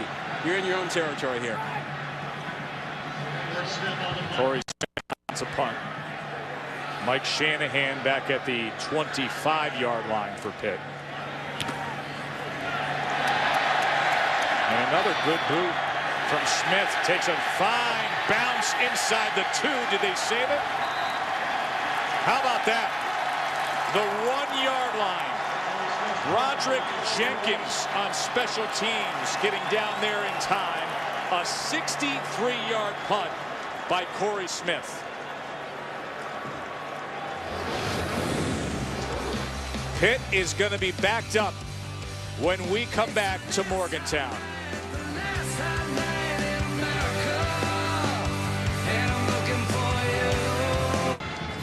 A little punter brotherly love, Rod, as Michael Molinari, who struggled mightily in this game, encouraging and lauding Corey Smith. Yeah, well, Molinari had a 22-yarder and a 27-yarder, just an awful night. And Smith has come in to kick punts of 50, 57, and 62. Ball, the ball be at the 2-yard line, 1st and 10. So they're going to spot this ball at the 2-yard line, they determined, as Smith had another big punt that has pinned Pitt.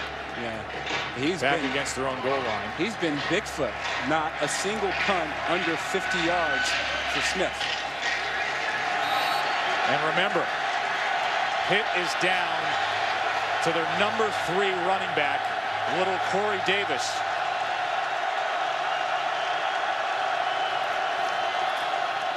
Play action from his end zone. Sunseri's going to take a shot. And it is incomplete. He was looking for Devin Street. Here's Jonathan Coachman in the studio. All right, Joe, thank you very much. Here's what's happening on SportsCenter right now. The Lions and Dominican Sue has apologized for his actions against Green Bay Thursday. Sue was ejected after stomping on a Packers lineman. He says he wants to work to become a better player, professional on and off the field. LSU, they put a beat down on Arkansas, 41-17. They're into the SEC Championship, 12-0 for the first time in school history. Guys, back to you. Thanks, Coach. Timeout. West Virginia. So they call the timeout. Coachman just talked about LSU's dominance today. Of course, Chris Lee, Kirk Desmond, Aaron, David Pollack will have plenty to discuss with the BCS standings tomorrow as game day gets underway at 9 o'clock from down there on the plains in Auburn, Alabama. LSU couldn't look better. Arkansas, another team that's now going to tumble. Alabama, will see what they do against Auburn. What do you make of that, the Iron Bowl tomorrow? Well, I think Alabama is sitting in a nice spot, and they have a chance to really move forward. I think that game is such a classic game. I have no idea what will happen. Auburn could rise up in that game. You talk about Roll Tide, War Eagle. That's an environment. Oh, absolutely. Ought to be a great, great environment. Corey Davis, and Davis finds some room out to the 10-yard line. How many carries can Davis handle without being fatigued? Miller made a nice tackle there. 3rd down and 2 now. Remember, Davis, the freshman, seldom used, but Zach Brown out with an injury. Isaac Bennett was banged up earlier. So they go with number 3. 3rd and 2. And there's the flag, some motion up front. Yeah, it's going to move him back 5. Ball start, offense, number 76. At the distance to the goal, 3rd down. Now, this is a real problem for Pitt. A real problem. Do you risk throwing the ball down here when you know you're going to get pressure? Or you simply try and wedge it out so you can kick it away?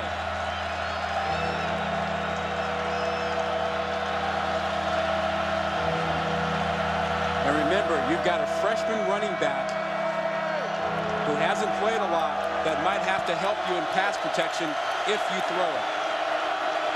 Against very good pass rushers. Sunseri to throw from the end zone. Pressure. He is able to get out to the 3, but now special teams will play a big factor in this game as Julian Miller able to get to Tino Sunseri. Relentless effort by Julian Miller. The bottom of your screen on the left side there. He gets pushed out of it, but he gets back in. He never quits and gets the sack. West Virginia much more physical this second half. Matt Yaklick, back of his end zone.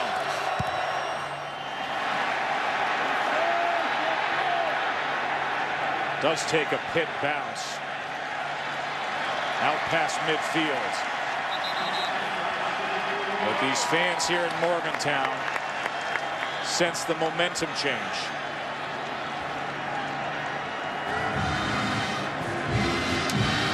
Todd Graham has been a part of this backyard brawl before. Was with Rich Rodriguez back in 2001 and 2002. 104th meeting. Separated by only 70 miles. But the talk about this week, with conference realignment, Pitt eventually off to the ACC. The Big 12 calling out West Virginia. Perhaps the last time we have a backyard brawl for the foreseeable future. Geno Smith. Little shake and bake. And the Mountaineers offense on the move to the 36. A designed run for the quarterback. Dana Holgorsen does not normally call that. They are looking for ways to move the ball on the ground, and they got the quarterback involved.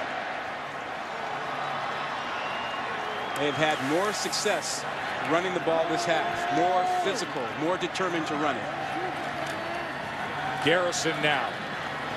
Just a yard that time. As Kawan Williams and Chaz Alexi combine to take down Garrison. Well, there you see West Virginia almost matching their output. They're on their way, the way they've been picking up yards in the second half, struggled in the first half. And Pitt's offense has slowed dramatically as we come upon the final minute of this third quarter. 2nd and 9. And Garrison fighting his way to the 31. You know, Dana Holgorsen, I'm sure, told his guys they have to run the ball because Pitt is paying so much attention to the wide receivers. They're determined to beat up the receivers and double cover them. You have to be able to run the ball inside. They have fewer guys inside. All the guys are outside covering guys and doubling up. 3rd and 4 now.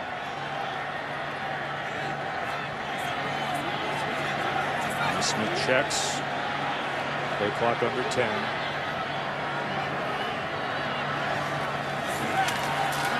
Smith is going to launch it downfield. And it was just beyond Ivan McCartney, who tried to come back and underneath as Antoine Reed had coverage of McCartney. Yeah, McCartney never got any separation from Reed. Reed's had a really good night. Did get a little grab there, but does a good job of looking back for the ball. And now we've got a 4th down. Dana's going for it here. Dana Holgorsen is going on 4th down. 4th and 4. Considering where he is on the field, I can understand it. That no man's land and trailing by 6.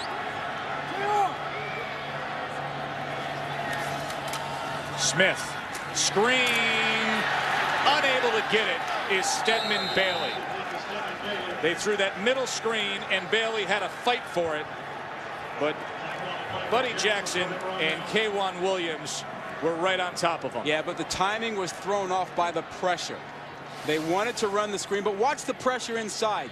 You're going to see Aaron Donald get in there, and he got there so quickly, it threw off the timing, and there was still good coverage and great tackling on the back end over there by Jackson and Williams. Seen that look before tonight. Many times. So a turnover on downs. Isaac Bennett back in for Pitt. That's a good sign. And look at him go. His first play back in after being banged up, and it goes for 9 yards. 4th quarter of the Brawl when we return to Morgantown.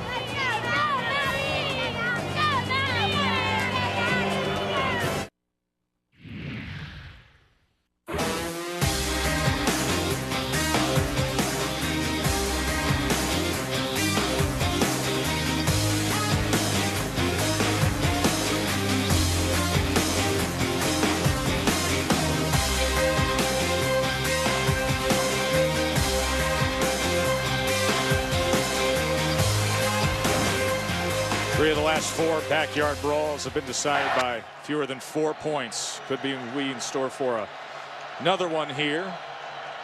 4th quarter underway. Sunseri sprinting to the near side. And he tried to tuck it and run.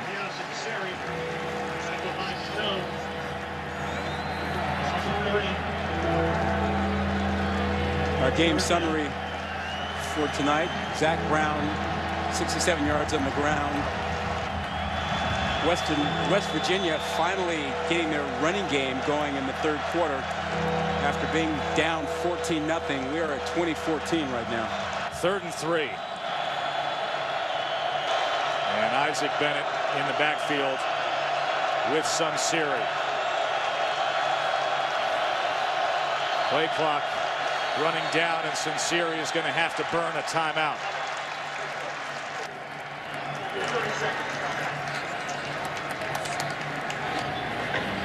Todd Cram gathering the troops. First-year head coach at Pitt, who has seen momentum changes throughout this night in the backyard brawl. It started early with the penalties playing a big role, and this kept things alive on a missed field goal that Pitt would convert into 7, Ron. Yeah, and then the special teams horrors continued for West Virginia.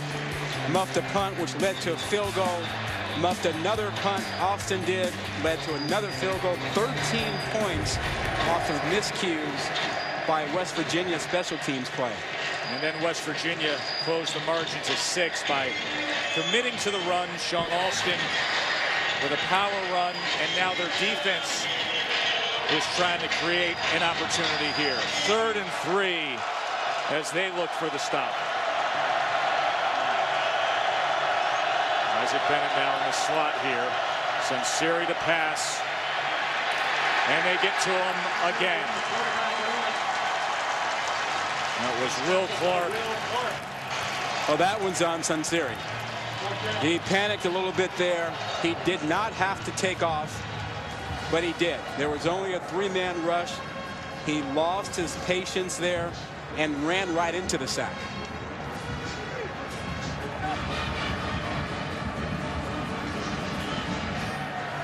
Devon Brown back for West Virginia at the 25. Yaklic's kick. It's a good one. As the fair catch is secured at the 10.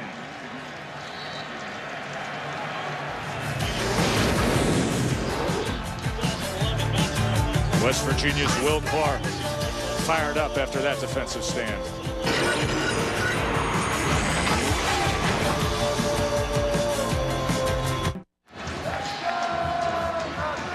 From all the way up in section 211, they are rooting down the Mountaineers for a comeback here against their rivals, the 104th backyard brawl.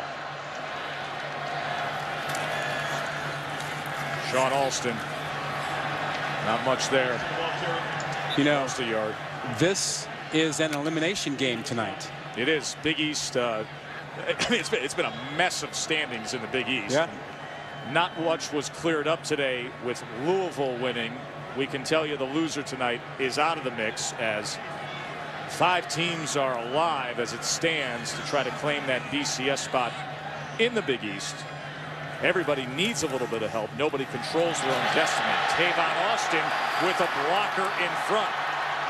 And Austin out to the 27-yard line. Number 2 in the nation in all-purpose yards is Austin. Always been a playmaker throughout his career. He had no yards in the second half until that touch. Now 19 yards for him in the second half. Sean Alston now plays for about 2.5 yards. You know, Austin, a guy who has been the focal point of this offense, had 72 catches coming into tonight.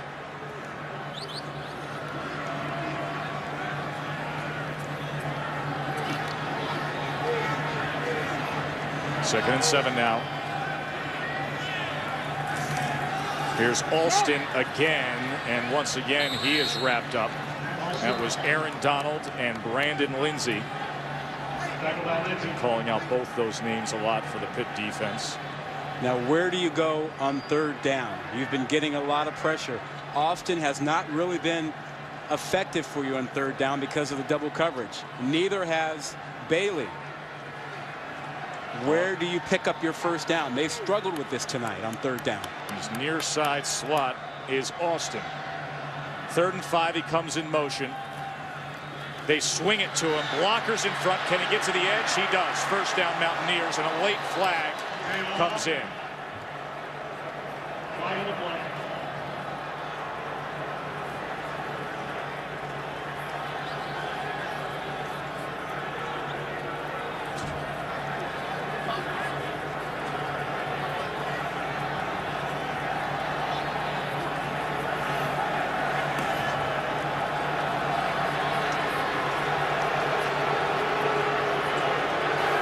No flag on the play for offensive holding.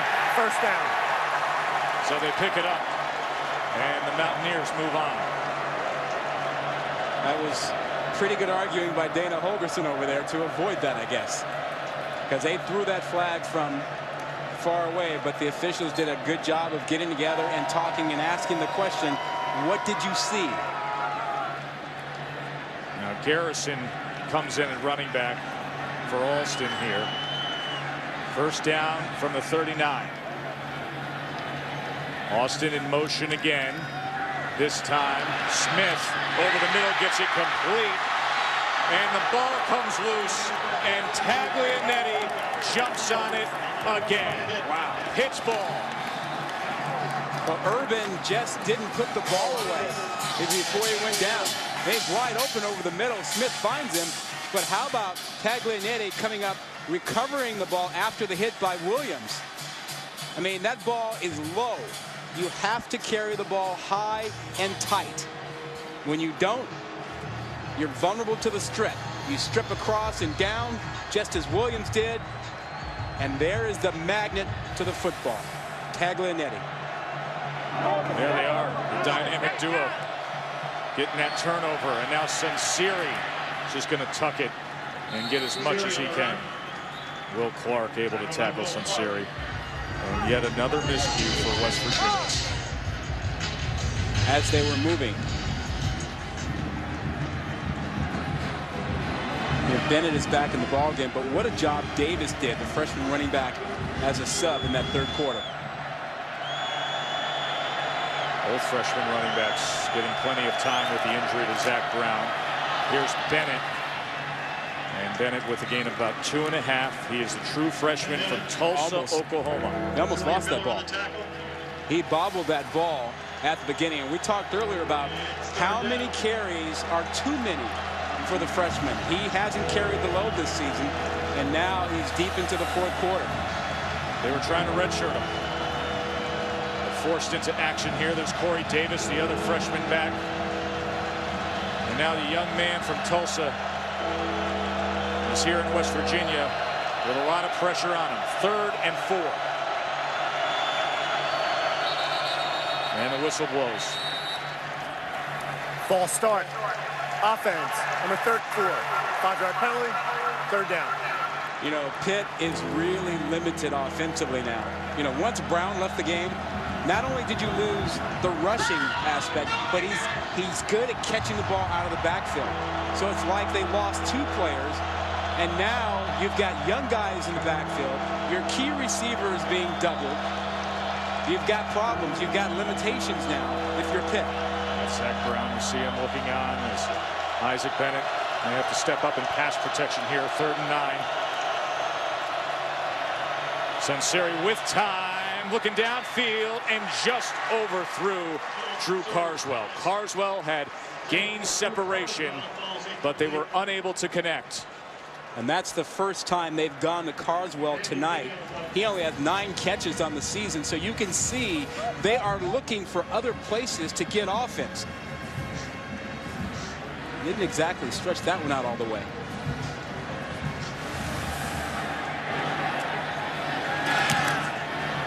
Yarklick's punt. And Brown is able to secure it. So West Virginia gets it right back after the fumble. 9:27 to play, trailing by 6. ESPN's College Football Primetime is presented by Russell Athletic, who remind you that together we are. And in part by the 2012 Ford F-150 with available EcoBoost. Visit Ford.com/big score for your chance to win big. They've been brawling for many years, back when it used to cost only $1.25 to buy a program. I was looking for Dan Marino and Mark May on the cover. As we welcome you back inside here to Milan Pushkar, West Virginia back with the ball, and Geno Smith finding Tavon Austin in stride. They have found a way to get him back involved. No yards in the 3rd quarter until late, and that's a 24-yarder. And now they go with the screen to McCartney. Tavon Austin, who has now set the single season record at West Virginia with 78 receptions. They could use a few more here and try to take this lead. 2nd and 5. They go to the other side now with Austin. Picks up a block, crosses midfield, and spins his way inside the 45. He was taken down by Buddy Jackson. And a great job by the other receivers out there blocking for Austin. That was Bailey and Brown in front of him. Yeah, they were beaten up in the first half by the corners, and they get a chance to get even here. And Bailey really doing a fine job on the outside there on 22, Antoine Reed. And now the freshman back, Garrison. Oh, he was stacked up and met. But Quinton Smith got a little something extra in there, and a couple of flags coming at the end. Yeah. Welcome to the brawl. Yeah. This is what it often turns into. The backyard brawl between these two. Well, we had some personal fouls in the first quarter, and then it quieted down for a while. After the play, personal foul. Defense, number 97. 50, penalty, automatic. First down. It's the last thing that Todd Graham needs with his defense. Well, he told his team right before they came out for the game, keep your composure, play with class, don't get caught up in the chippiness. Aaron Donald just got caught up in the chippiness. Easy to do between these two.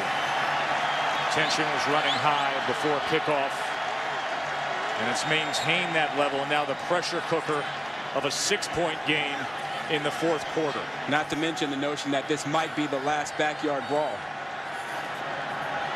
Could be for the foreseeable future, depending on how things shake out with the Big East and those exit agreements with conference realignment. Geno Smith now. And he gets it complete right near that first down stick to Devon Brown. In the absence of being able to get the ball to Stedman Bailey, Brown and others are stepping up to help out. Austin's back involved in the offense as well. Second and short.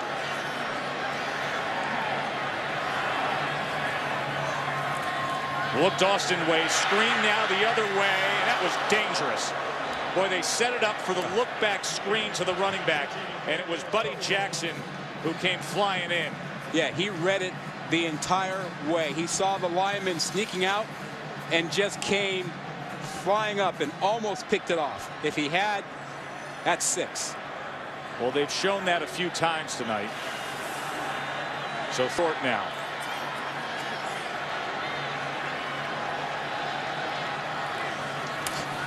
Pressure up the middle. How about that?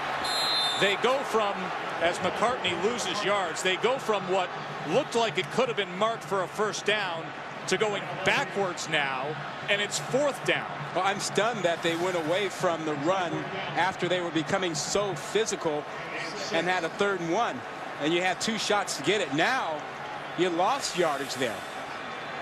It is 4th down and 6. You can't go here. You've got to kick the field goal. You have to kick the field goal here. You kick the field goal, you make it a field goal game. Yeah. But the clock is winding down, and they will likely use a timeout.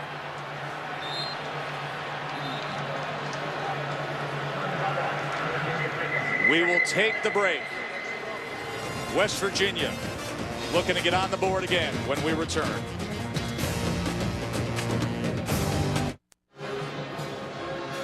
Joe Tessitore and Rod Gilmore back with you here in Morgantown. As you saw, West Virginia huddled as they were thinking over what to do on 4th down. To me, there's nothing to think about here. I mean, Pitt is struggling offensively, second half, 51 yards. You're down 6. You kick the field goal and play defense and get the ball back. Instead, they will go for it on 4th and 6. Even if this works out, I think this is the wrong call. Pressure. Complete. First down. West Virginia moves the chains. Tavon Austin, their go-to guy. That's gutsy. That is one gutsy call. First down, West Virginia.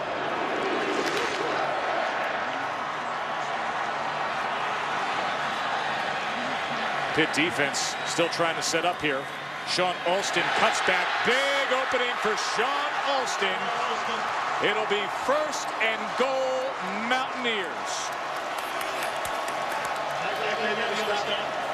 They have been so good running the ball in the second half. Why change? Austin now.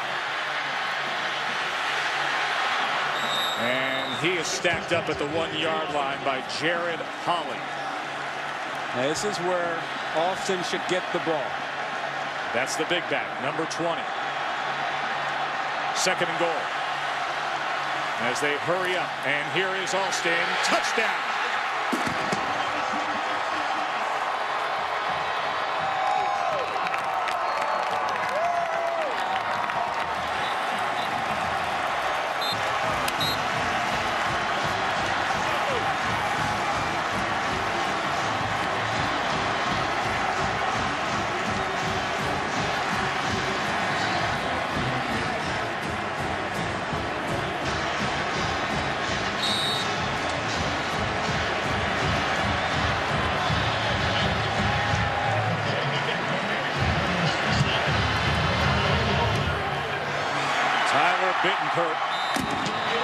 Gives West Virginia a 21-20 lead with the after Sean Alston scored on the 1-yard touchdown run. Yeah, they get into this gap over here and they seal off everybody else, and it's an easy touchdown run for Alston. Look at that gap, wide open, nobody got there, sealed off completely. That's a nice job. They've come all the way back, and they've done it by being more physical than they were in the first half. West Virginia's first lead of the game. Big day coming at you tomorrow. Of course, it all starts with game day with Chris and the gang starting at 9 a.m. on ESPNU. And then look at this slate of afternoon football. Ohio State, Michigan on ABC at noon. Virginia Tech, Virginia is for a trip to the ACC title game. ABC 3:30, or you get Oregon State, Oregon. And Penn State, Wisconsin, ESPN at 3:30. Oregon wins the Pac-12 North would they win, and would face surprising UCLA in the Pac-12 championship game next week. Milan Puskar Stadium is rocking as they trailed 14-zip. They trailed 20-7, and now a 21-20 lead.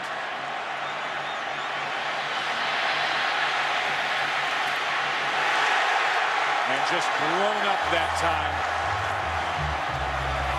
was Pitt's. Check in with Jonathan Coachman.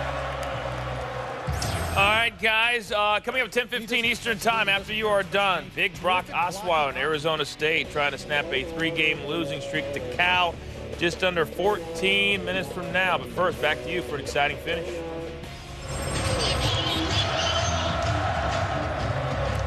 Rod, the Pitt offense only has 51 yards in this second half. They've been struggling. When Brown went out, so did much of their offense. And they keep it on the ground with Isaac Bennett, the true freshman from Tulsa, Oklahoma, who's been filling in for Zach Brown. Yeah, the problem is Bennett is a guy who hasn't carried the ball. He's been a backup running back. He's a freshman. Davis, a freshman. Brown, the senior who stepped in for Graham, has been out.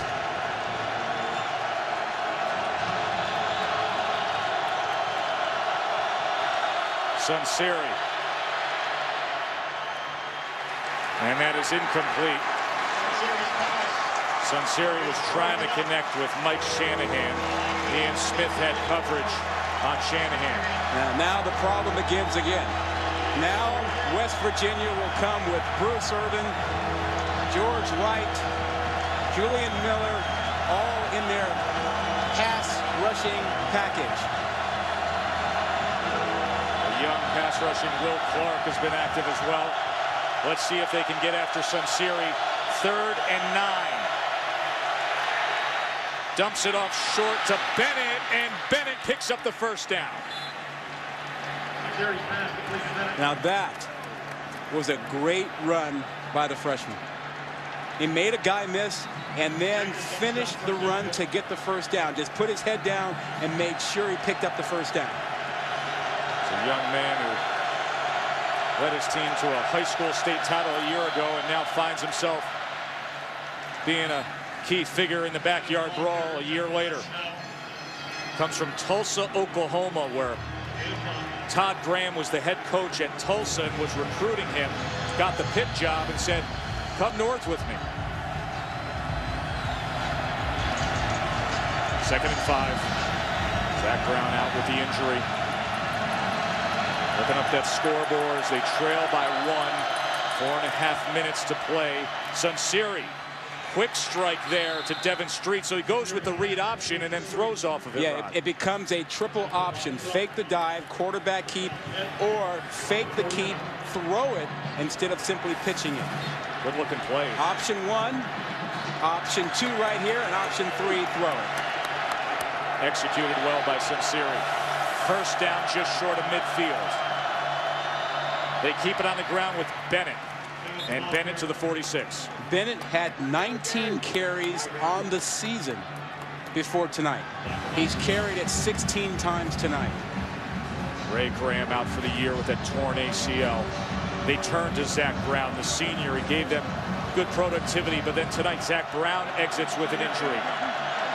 Corey Davis, the other freshman who's contributed. And here's Sunseri sprinting to the near side, and he doesn't get anywhere as Julian Miller was on top of him. Remember when we had USC a few weeks ago and Lane Kiffin talked to us about giving his running back too many carries against Stanford? He had to late in the game, and it wore him down. You worry if you're a Pitt fan. You worry about Bennett having to carry the load more than he has all season. Big 3rd and 5.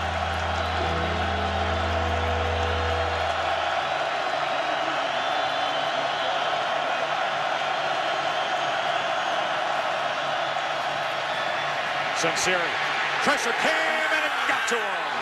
Bruce Irvin and Will Clark bring down Tino Sunseri. Held the ball too long. You cannot take a sack in that situation. The protection was good initially, but he couldn't find anyone and he took the sack, and that's a tough one with under 3 minutes to go. Sack number 6 of the night for West Virginia's defense.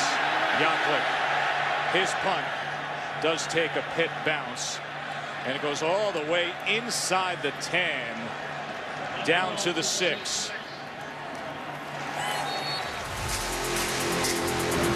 2.5 minutes to play. West Virginia feeling good about themselves. Not the case with Ray Graham.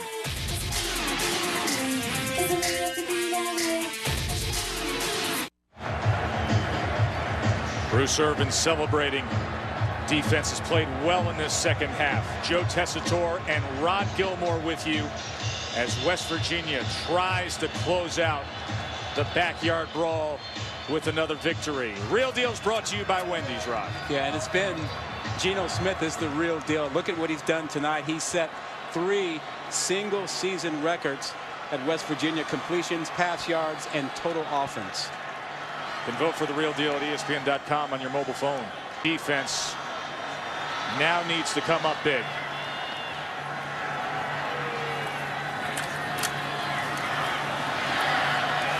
Sean Alston, nowhere to go. Here's Jonathan Coachman.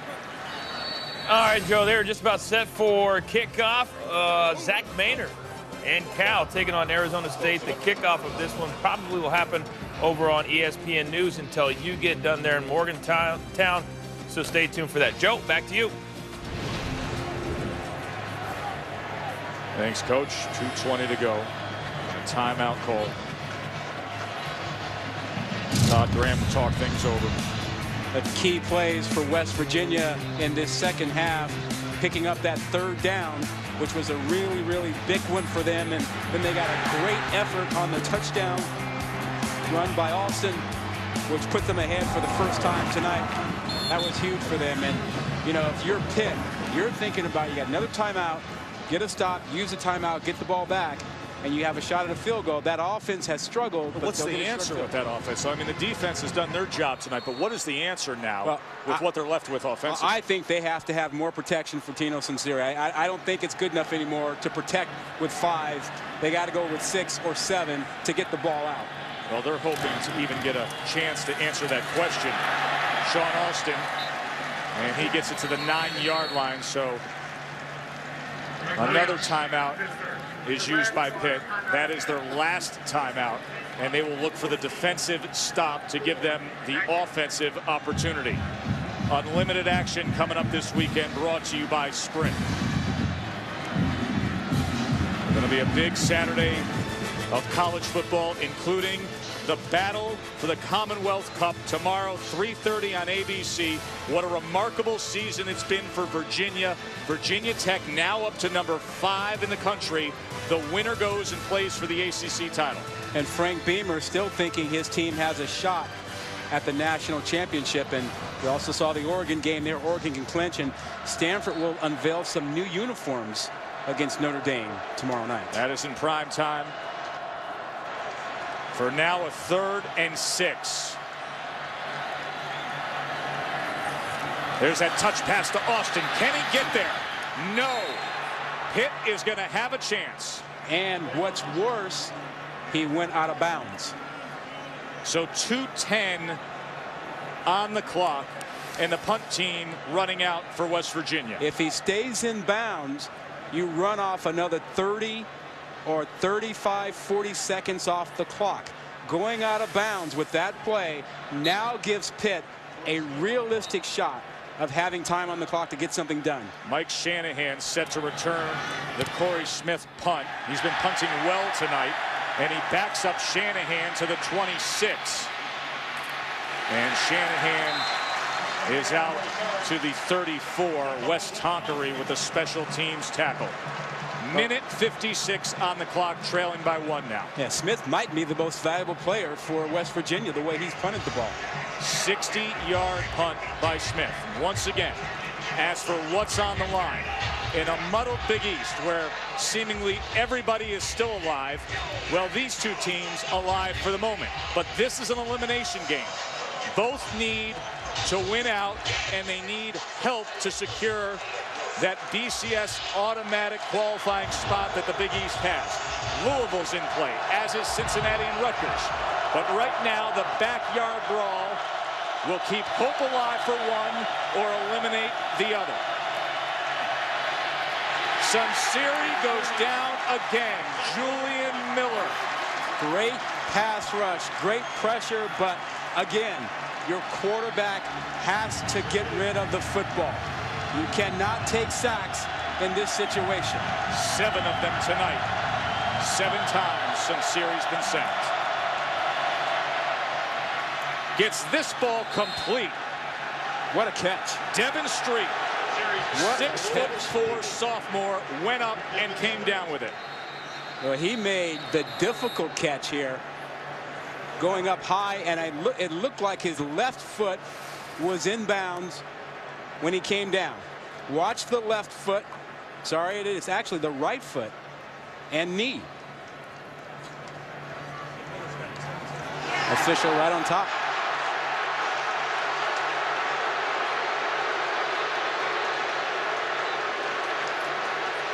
Watch the right knee. Yeah, it's the right leg, right knee, right foot. That'll be reviewed, as all plays are. And it was ruled a catch on the field. So now you need indisputable evidence that he was not in bounds. That's the key.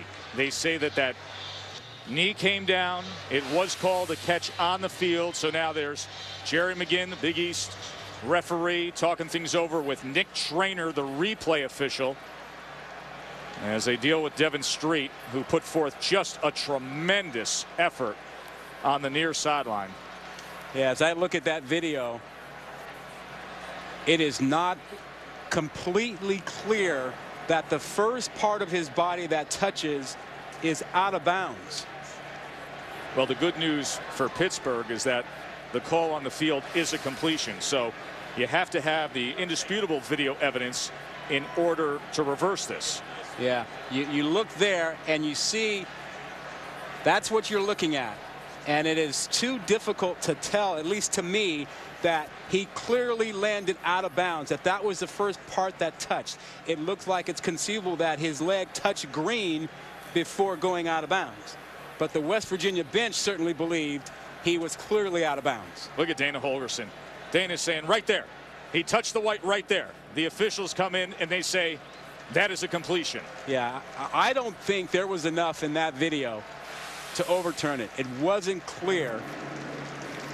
And just to put in perspective how big of a call this is, if overturned, it would be a 3rd and 12 at their own 32.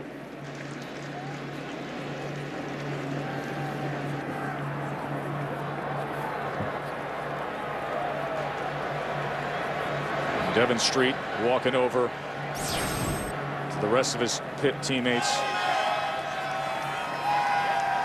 A reminder that after we finish things up here, Cal and Arizona State will take it deeper into the night as they are kicking off, and they're just underway with Pac-12 action. After That's further on ESPN review, News for the the moment. receiver's knee came down out of bounds first before his foot came down. It's an incomplete pass, 3rd down at the 31-yard line. So they reverse it. They say that they did have the indisputable video evidence proving the call on the field was wrong. I'm not sure I agree with that, but there it is. And this creates a very difficult 3rd down for Pitt. So now it is that 3rd and 12 that Pitt has to overcome.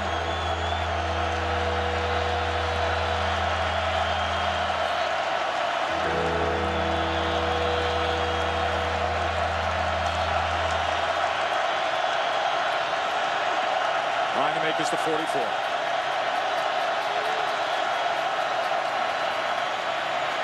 Sunseri has time, throws it underneath, gonna have to battle for it, and coming up short is Isaac Bennett. So it'll be 4th down. Smart play. You didn't need all of it. You knew you had 2 downs. Now they have a shot at it. That was a very smart play by Tino Sunseri, and a good job by the running back Bennett. 4th and 1. Sunseri needs to get it, and he falls forward. This is going to depend on the spot. I don't think he got there. It'll depend on the mark. The near linesman spots it. It's right at the tip of that unofficial yellow line of ours. You know, it didn't look like he got much push there at all.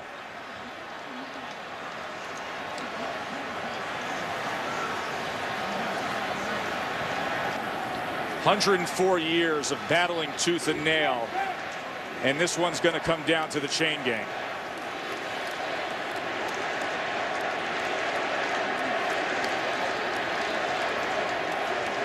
A tug on the stick is going to determine it. Wow. Could not be closer. Wow. Could not be closer. Are you kidding me? 1st down, Pitt, by a pimple of leather on the front of the ball. Oh my goodness. Pitt still has a chance. 56 seconds remain. 1st down.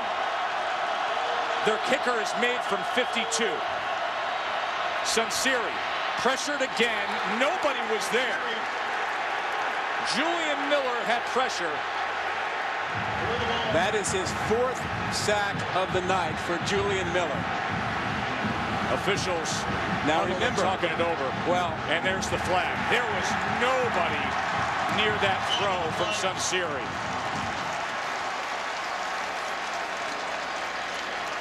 Now you have to have a guy in the area. He does not need to be in position to catch the ball, but you have to have a receiver at least in the area. Intentional grounding, offense, number 12. Loss of down. Also, there'll be a 10-second runoff. Please put the clock to 37 seconds. No timeouts.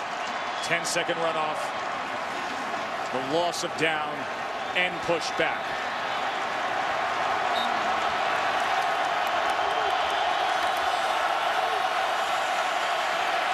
Sunseri's got to make up his mind soon. Can't do that. Last thing you can do is take a sack. Najee good. Clock continues to run down. Todd Graham desperate at this point. They need a miracle.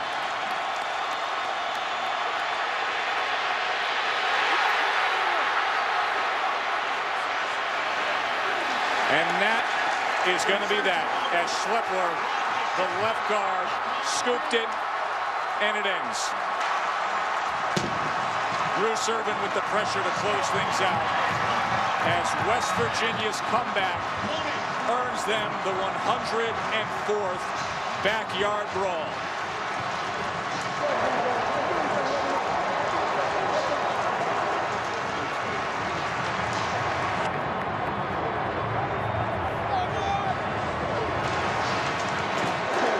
Sacks on the night for West Virginia.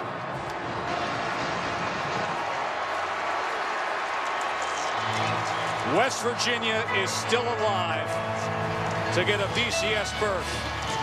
21-20, our final here in Morgantown. Coming up next, it's Cal versus Arizona State.